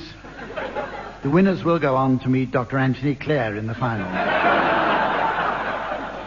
Right, teams, I'd like you to take it in turns to be the interviewers and guests on a breakfast TV chat show. Points will be awarded to the guests for anything of interest they manage to say. So, without further ado, let's find out who the guests are today on Good Morning with Tony and Willie. Well, we're very lucky. Good morning. Good morning, yes. Good morning, Willie. Yes, good I'm morning. Tony. Hi. Good morning, Tony. Good morning. Hi. Good morning, audience. Good morning. Good morning. We're very lucky to have with us today. We are. A bit of a scoop, really. Bit of a scoop for us. Good morning. Good morning. We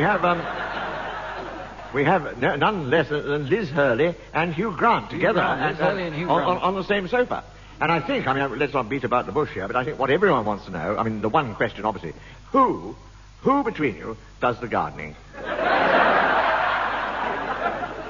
Well, I leave that to you. Good morning, Liz. Yes, Liz leaves. She leaves at me. I'd just like to say, Liz, that that really is a divine brown dress that you've got on there. It really is marvellous. Who picks your clothes? That's very important. Well, I've got this little man who runs up me as well, actually. It's quite a busy morning.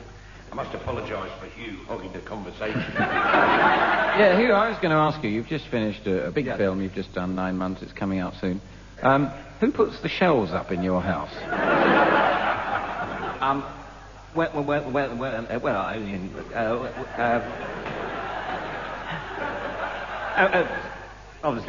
Obviously. When the little man's finished running up Liz's dress, he knocks up the shelf. Wouldn't you? I've got to say that was pretty good. Especially you, Graeme, doing Hugh Grant. The way you kept brushing your forelock back. Okay. Let's see who'll be taking to the couch on This Morning with Graeme and Barry. Good morning. Good morning. Good morning. Well, we're very excited this morning because on the couch we have 2 new cushions.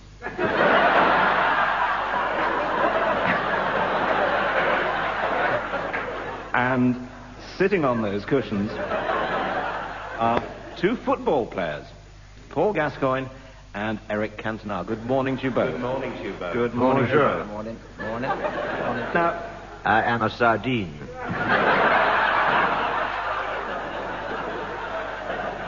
well, yes, coming on to football, how do you get the name Gaza?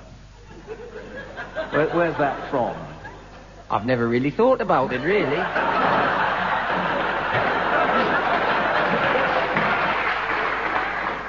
No, it beats me, just something that sticks with me, that's all, you know. I am an elephant. That has been harpooned in the penalty area. Eric, I think that's a very silly, irrelevant remark.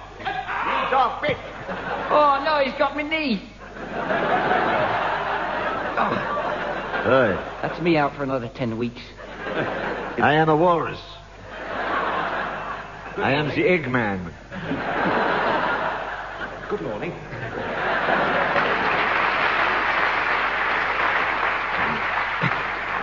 Right, now that I'm back, let's go on to a round called Sound Charades. In this game, the teams should take it in turns to convey the title of a well-known film, book, play, etc., for the other teams to guess.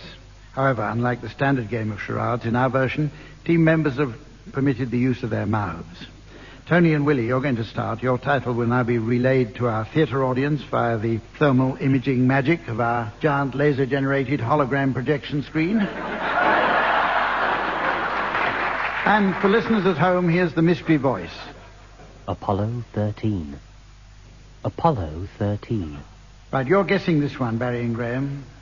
So off you go, Tony and Willie, with your charade. It's a film. Yeah. With sort of 2 words. Yes. 2 words. Sort of 2 words. Yes. Right, shall we start? Certainly, you begin. Uno polo. Due polo. Tre polo. Hey, Giuseppe, how many times I tell you not to count your chickens? Oi! Why, about 13 times.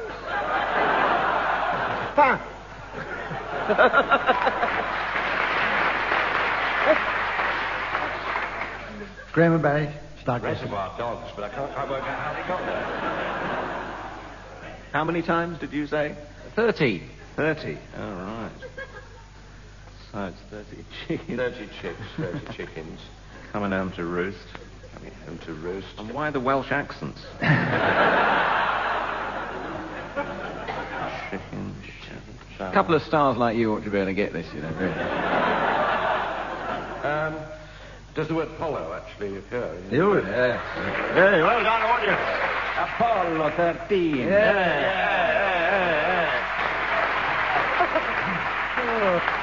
Your turn now, Barry and Graeme. Your titles now being displayed on the thermal imager, and here again is the mystery voice for listeners at home. Newsnight. Newsnight. Okay, Barry and Graeme. A TV program. TV program. One word. One word. What's that then? What? You got on your arm there? What, this? Yeah.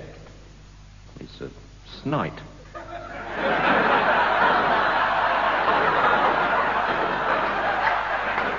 You don't see many of those.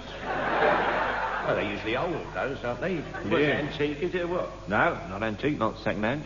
Just got it this morning. You never. I did. I went down the snite shop and I said, give me a fresh one. Yeah. And there it was. By chance they had one in. Hold it up to the light then. There you go. Oh, that's beautiful. Yeah. You ought to get yourself one of these. Oh, I certainly will. You're never alone with a snite.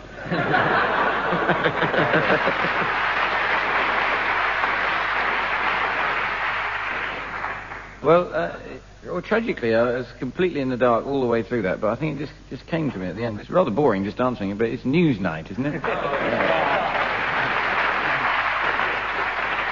Thank you, Tony. 15 points bonus for that. Winding it all up. Now it's time to play the game called Mornington Crescent.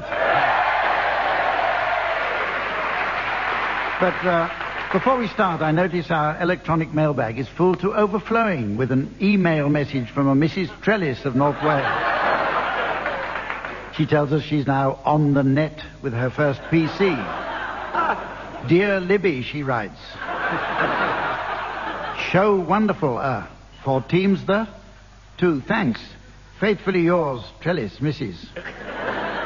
QWERTY, hatstand, shift, dot, chilblain, @.uk. Oh, and there's a PS. Which way does the keyboard go? Anyway, back to the game. Since Tony Hawks has only previously played at an amateur level, we shall play the first contest in the new Mornington Crescent season according to Morton's convention. So remember, teams, horizontal play is only permissible when a pursuant has been huffed. And also, the mainline stations are wild. We'll start with you, Barry. Holland Park. Barry. Oh, it's me, isn't it? May I say that although Tony here has only ever played once in his life, he can be no worse than Tim. Who is, in all honesty, the worst person I've ever played with in all my life. I've been playing with him 25 years. All right. Ladbroke Grove.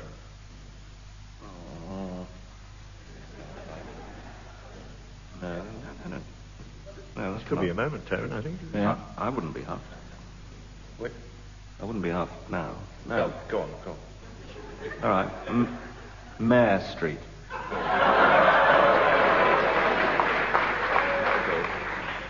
I can huff him now. Yes, you could. It'd be quite fun for you. Have you ever huffed previously? I've never huffed, no.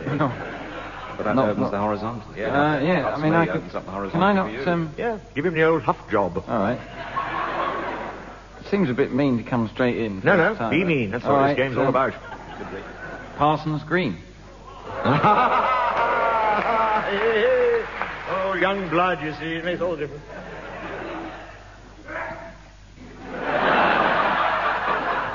How do you spell that? Parsons Green. Right. Don't say it again. He's allergic to it.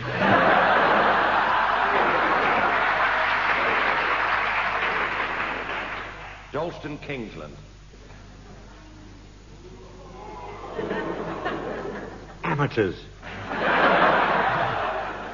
Portland Place. Gloucester Place. Yeah. What do you think I should... Yeah, I can't huff him twice in a row. no, you don't have to. No? No, just... No conferring. Is Morton's convention still in now? Yes? Yes, sir. Clapham South. Good huff, good huff. Clapham North. Mornington Crescent.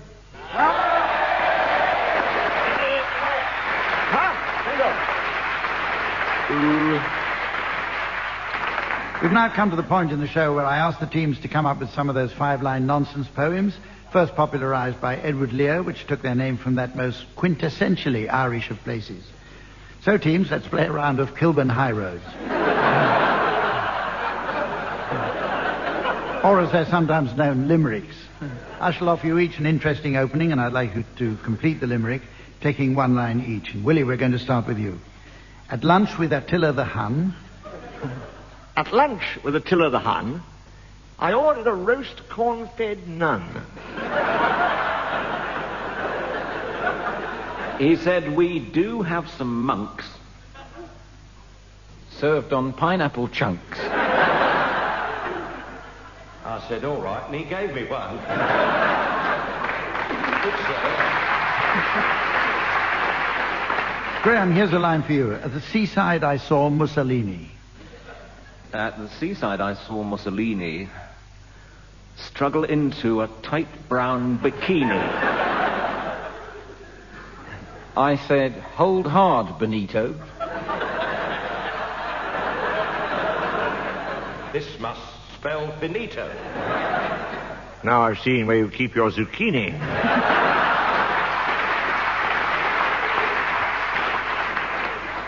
Tony, my anorak was Idi Amin's. My anorak was Idi Amin's. My corset was H.M. the Queen's. My large wonder bra Once belonged to the Shah.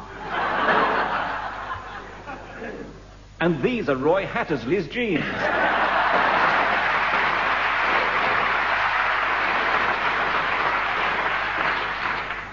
Finally, you have a line here, Barry. A weakness of Vlad the Impaler. The weakness of Vlad the Impaler was to shout out at men, hello, sailor. In far Transylvania, he'd indulge in his mania and dress up as Elizabeth Taylor.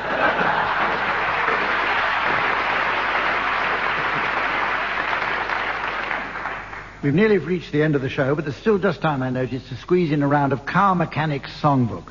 So while Samantha and I pop out to check my dipstick, I'd like you teams to provide a selection of song titles likely to prove popular with an audience from the motor repair trade. And Barry, will you start, please? I'm going to sit right down and drain my carburetor. I want to hold your crankshaft. That's not in the game, it's just me chatting to Willie.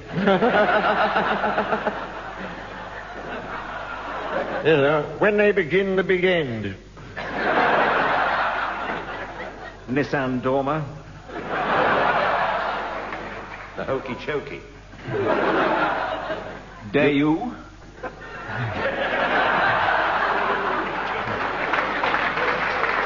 Dare you? Daylight come and go. Come, Mr. Garageman, service me Granada. Daylight come and go.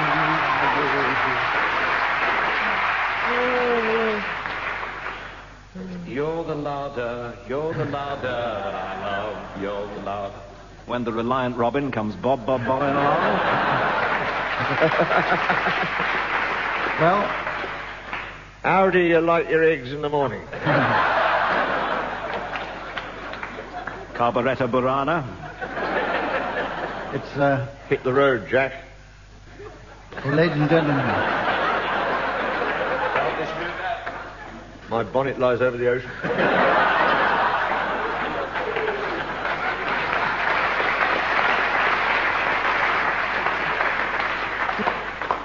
It's time for me to say that as the Labrador puppy of time scampers off with the toilet roll of destiny, it's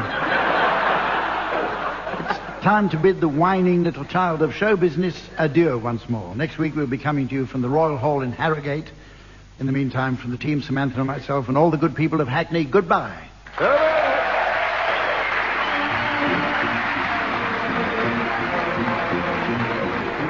Barry Cryer, Graeme Garden, Willie Rushton and Tony Hawks were being given silly things to do by Humphrey Lyttelton, with Colin Sells setting some of them to music. The programme was produced by John Naismith.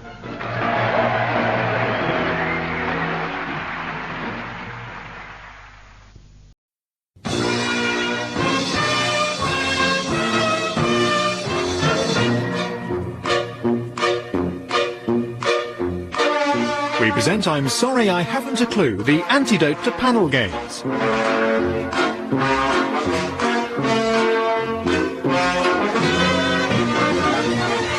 At the piano is Neil Innes, and the chairman is Humphrey Lyttelton.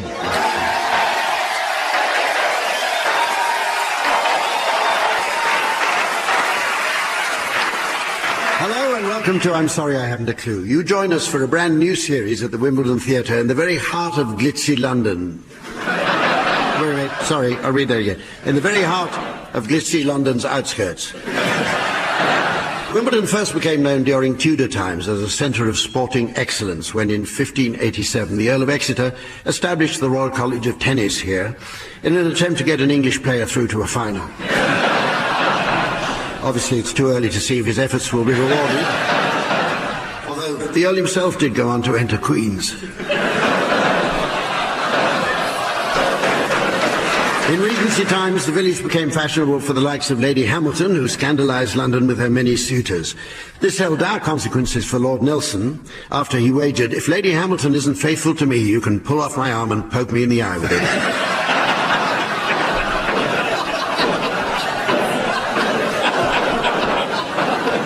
Now let's meet the teams. A top comedy writer stroke performer, a fine stand-up artist, a superb actor, and a truly witty humorist. Any one of those would have been nice, but instead, please meet on my left Barry Cryer and Graeme Garden.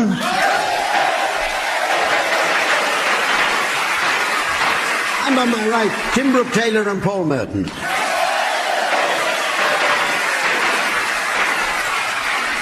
And welcome once again a delightful lady who takes down everything when the teams are scoring. The lovely Samantha.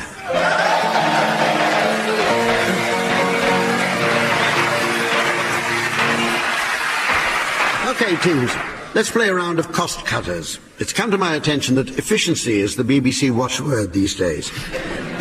So with financial realignment and resource downsizing in mind, I'd like you to suggest some titles of programmes likely to result from swingeing budget cuts. Barry, will you start, please? The National Pottery.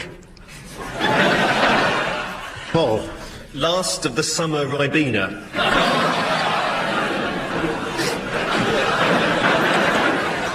Graeme?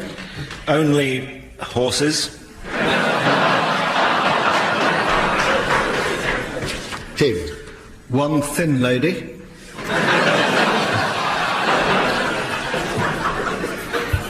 Animal hospital becomes animal 8-month waiting list. A dance to the music of Tim.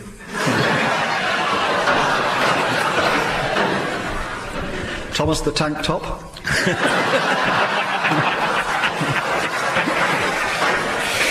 Star Truck. Noel's bedsit party.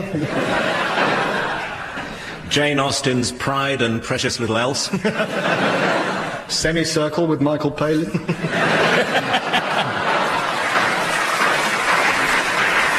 Absolutely nebulous. I don't understand that one. The pocket money programme. Even weaker ending. Oh, you bitch. No, you go first. Any more? The next round is a new one called Musical Verse. It's an orchestrated version of With Great Pleasure. Just one of the many radio shows recently put to music. Sadly, the musical version of The Moral Maze was pulled after Dr. David Starkey tried to sing the Julie Andrews classic My Favourite Things and failed to get raindrops on roses and warm woolen mittens to rhyme with self-opinionated, overbearing bigot.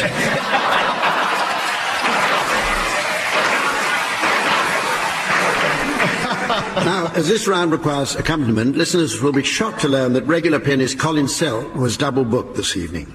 However, after an acrimonious row and the threat of legal action, the other show reluctantly conceded defeat and agreed to take him. So, it's with great pleasure we welcome here instead the fine musician Neil Innes.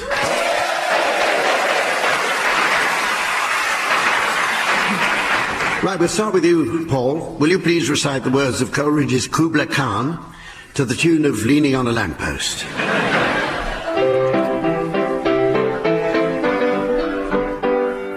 In Xanadu did Kubla Khan a stately pleasure dome decree, where out the sacred river ran through caverns measureless to man, down to a sunless sea.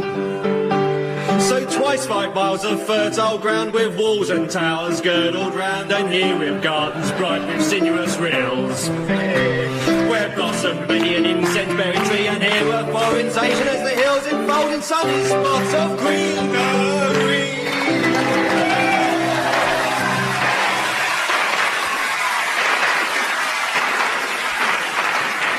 OK, Tim, you now. Will you please sing Tennyson's The Charge of the Light Brigade to the tune of My Favourite Things?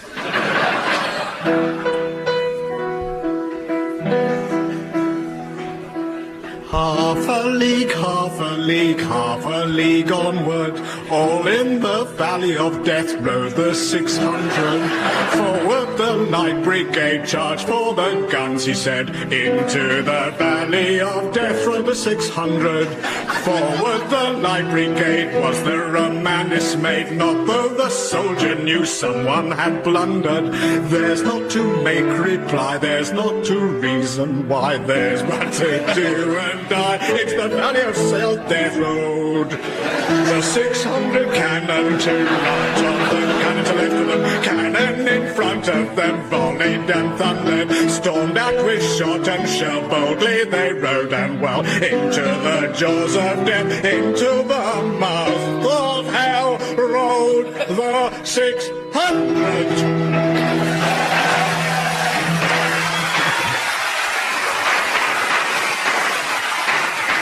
OK, your turn, Barry. Will you please sing Blake's The Tiger to the tune of the Lambeth Walk? Tiger, tiger, burning bright in the forests of the night. What immortal hand or eye could frame the different symmetry? Oi! In what distant deeps or skies burnt the fire of thine eyes? On what wings dare he aspire? What the hand dare seize the fire? Oi! And what shoulder and what art could twist the sinews of thy heart? And when the heart began to beat, what dread hand and what dread feet? What the hammer, what the chain? In what furnace was thy brain? What the amber, what dread grasp? Dearest heavy terror's clasp.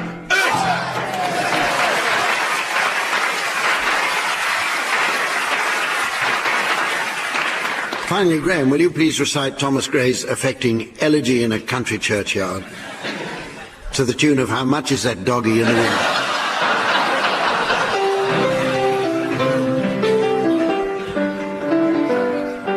The curfew tolls the knell of parting day, woof woof. The lowing herd winds slowly o'er the lea, moo moo. The ploughman homeward plods his weary way, plod plod, and leaves the world to darkness and to me, and to me.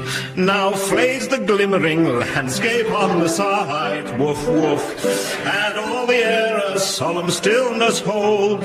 Hush hush, save where the beetle wheels his droning flight, buzz, buzz, and drowsy tinklings lull the distant folds. Tinkle, tinkle, save that from yon ivy mantled hour, woof, woof, the moping owl does to the moon complain, hoot hoot, of such as wandering near a secret bower, wander, wander, molest her ancient solitary reign, terry reign.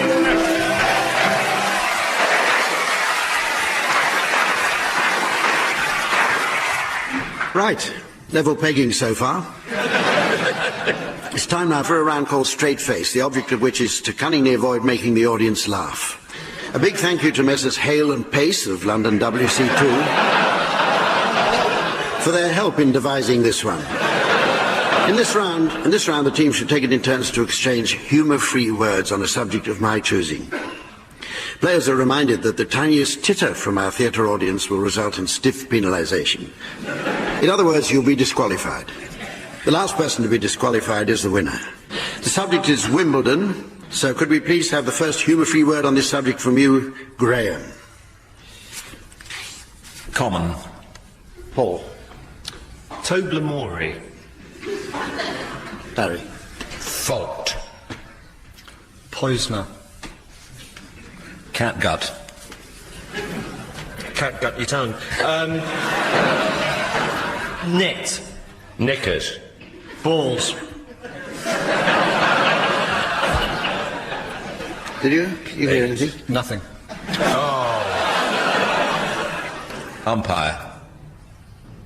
Barley. Rally. Racket. Boring.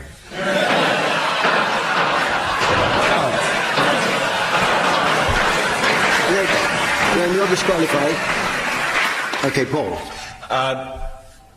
Rally. Volley. Navratilova. Laugh. Sorry, Tim. Damn you. Sorry. Okay, so it's between you. You are Barry. Yes, yes. Okay, start off, Barry. Fault. Plimsoll. Des. Res. Net. Chord. Let. Baseline. Love. 30. There's the laughter. You're out. So it's you, Barry. Thank you. According to these... Hang on a minute. Hang on a minute. According to these stupid rules, I've got to go on with you until you're disqualified. Keep going.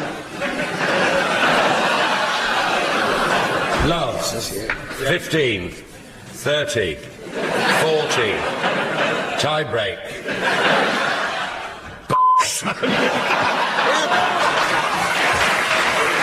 Yeah, Barry, you've got a laugh there, so you're the winner.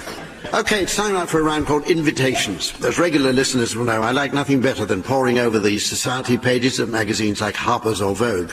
In fact, just before the show, I spent an enjoyable half hour with my nose stuck in this week's Lady.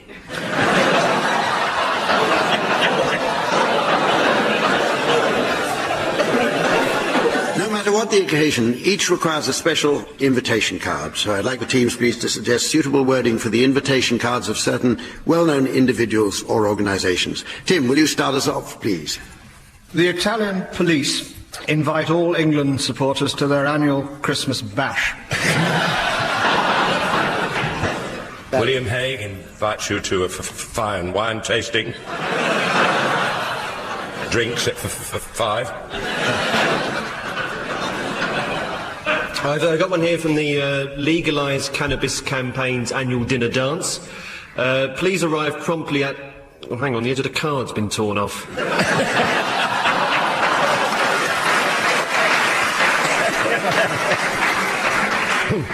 The Guild of Greengrocers annual ball. Dinner at 7:30, cabbages at 12 o'clock.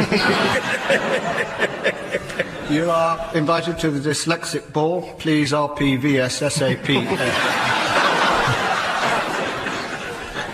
The Teletubbies ball. Drinky Winkies 7. La La Last Orders 11. Pose adjacent. Speaker Dipsy. The Cannibal Society invites you to a finger buffet at 8.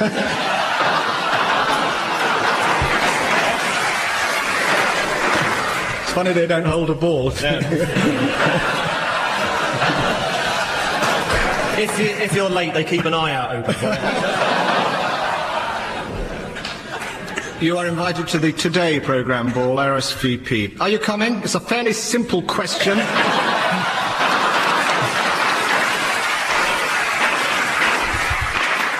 Oh, this is a good cause, the hemorrhoid sufferers' dinner. Well, actually, it's a stand-up buffet.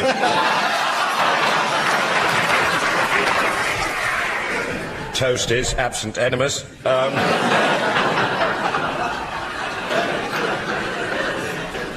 England Test team ball starts at 11, all out by 12. Time for an old favourite now called Cheddar Gorge, which is one of the many parlour games to be inspired by dairy produce. Examples include musical churns, pasteurise the parcel, and the increasingly popular blind man's buffalo mozzarella.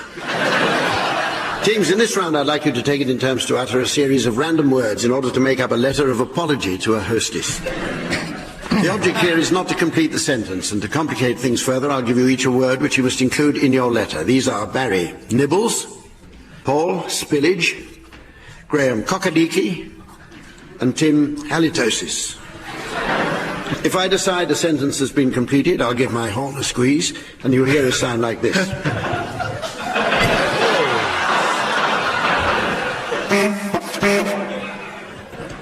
Okay, start us off, please, Barry. Dear Mrs. Smith, I want to apologise for the spillage of some nibbles, which regrettably I spilled over Kokaliki, Full stop. comma. And I would like to say further that my trousers are covered with thick green Kokaliki.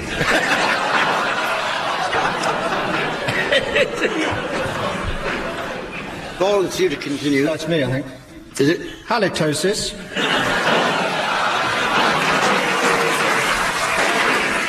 Is a terrible thing to endure, and I must say you are a absolute trooper.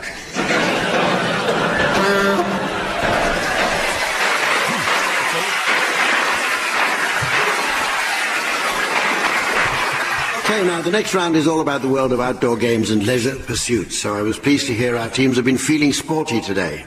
A big thank you to the Spice Girls for giving her the day off to be with us. The round is called Sporting Bloopers, and in it I'll be playing in some audio clips from my personal collection. Samantha and I have been down in the Lyttelton Sporting Archive, blowing the dust off my extensive footage, and we've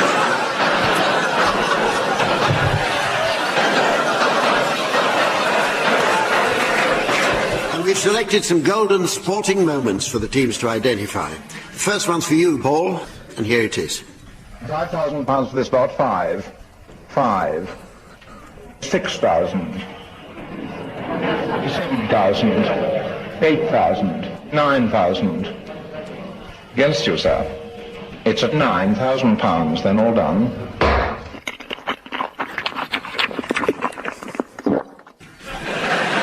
That's the strawberry tent at Wimbledon Fortnight.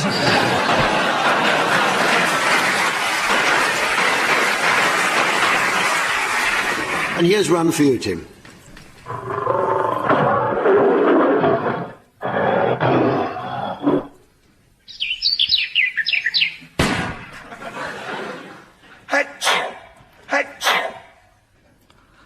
This is a lion. It's a British lion's tiger. Oh, that's Tiger Woods. Boom, shooting a birdie, 2 sneezes, and making a double bogey.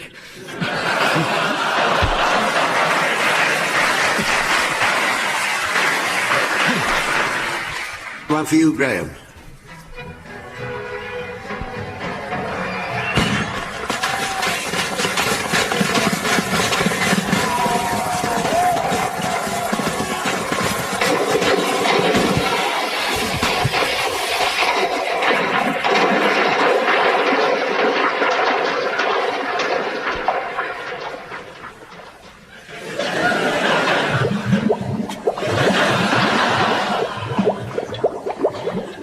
Oh, right. I recognise it now, yeah. That was I think it was the start of the first and actually the last Dover to Calais fun run.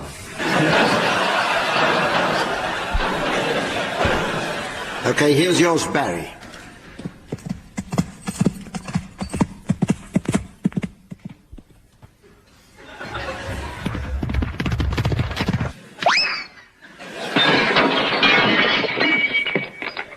Oh, yes, that's David Broom jumping against the clock.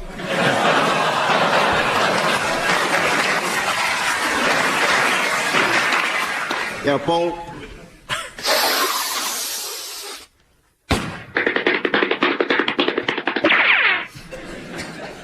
Well, it's the sniffing at the beginning that gives it away. Is it the disgraced athlete Ben Johnson coming out of retirement to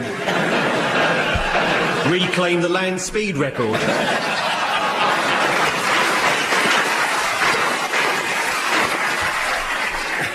Finally, Tim. 对我来说，今天是很特别的一天。 This is a special day for me. 我终于实现了今生的愿望。 The achievement of a lifelong ambition. 非常感谢你们的盛情款待。 You have all made me feel so very welcome. This is the first British women's tennis champion for 20 years.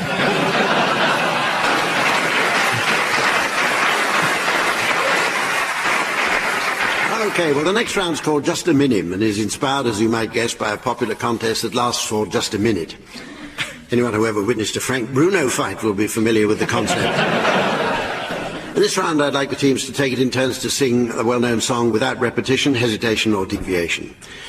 As it's a musical round, piano accompaniment would be provided by Neil Innes. Neil was founder member of the legendary Bonzo Dog Doodah Band and worked with the Monty Python team before going on to form the Ruttles. But these comprise but a small sample of the successes that put Neil where he is today.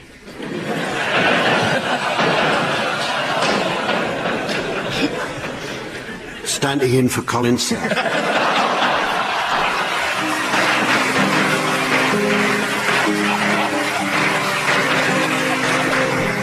OK, teams, your song to sing without hesitation, repetition or deviation is I Know an Old Lady Who Swallowed a Fly. Barry, will you start, please? No old lady who swallowed a fly. I don't know why she engorged an insect. Challenge from Tim. Repetition of no. What? Repetition of no. It's a bit early and brutal, I thought that. Yeah. Brutal.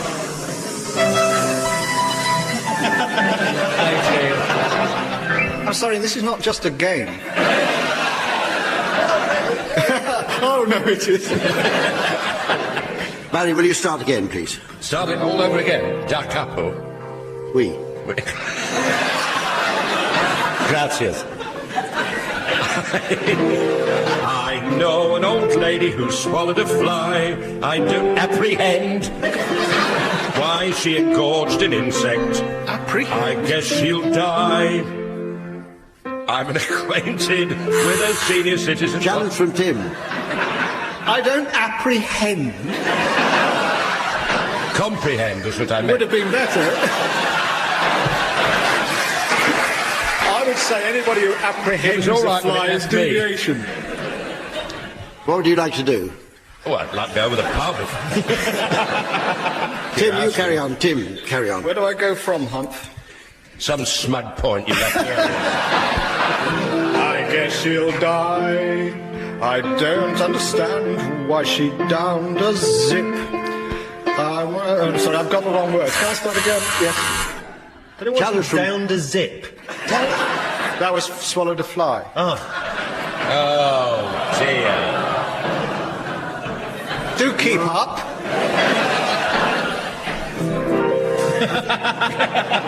I know an old lady who swallowed a fly. I thought we'd moved past fly to bird. I mean, she doesn't The keep old swallowing lady's the still same there. fly, does she? Would you like me to go from I know an old lady who swallowed a spider? That's where you ought to be, yeah. Do what you like. I've the acquaintance of an elderly person who downed a bird. Now how absurd. Challenge from Graeme. Deviation. What happened to the spider?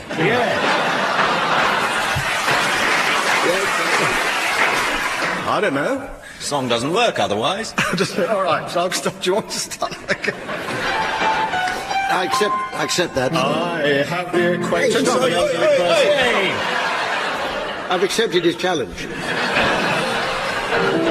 I know an old lady who swallowed a spider that wriggled and jiggled and tickled inside her. She engulfed the arachnid to catch the insect, but I don't know why she gobbled the two-winged, four-winged little creature with 6 legs.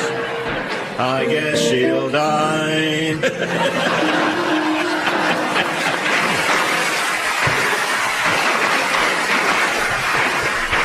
On my prompt card it said, if there's time you might like to try another. Well, there isn't.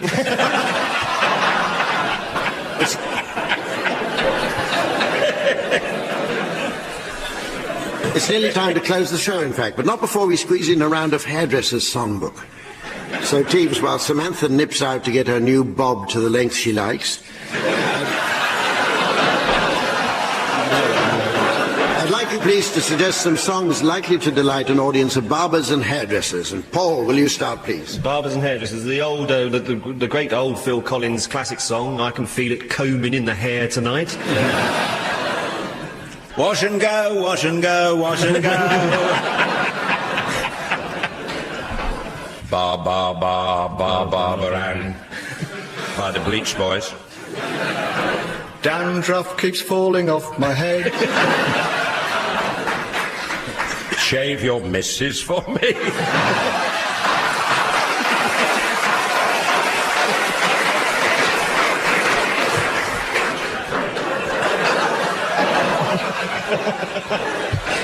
Oh, dear. I dyed it my way. And on top of the crops, it's Moose Springsteen with Sean in the USA.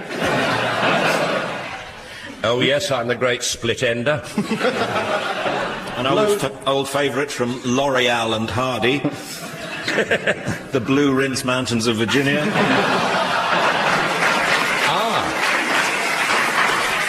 Reminds me, Graham, another great favourite of barbers is Kiss Curl by the artist formerly known as Rinse. Their song's been covered by Cliff Richard. Condition yourself.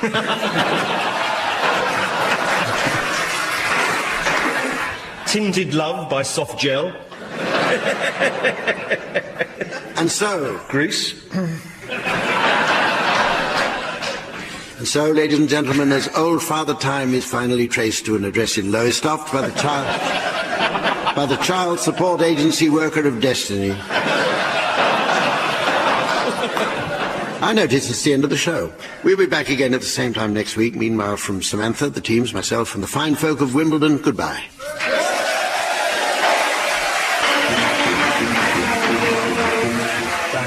Graeme Garden, Brooke-Taylor and Paul Merton were being given Silly Things to Do by Humphrey Lyttelton, with Neil Innes setting some of them to music. The programme consultant was Ian Pattinson, and the producer was John Naismith.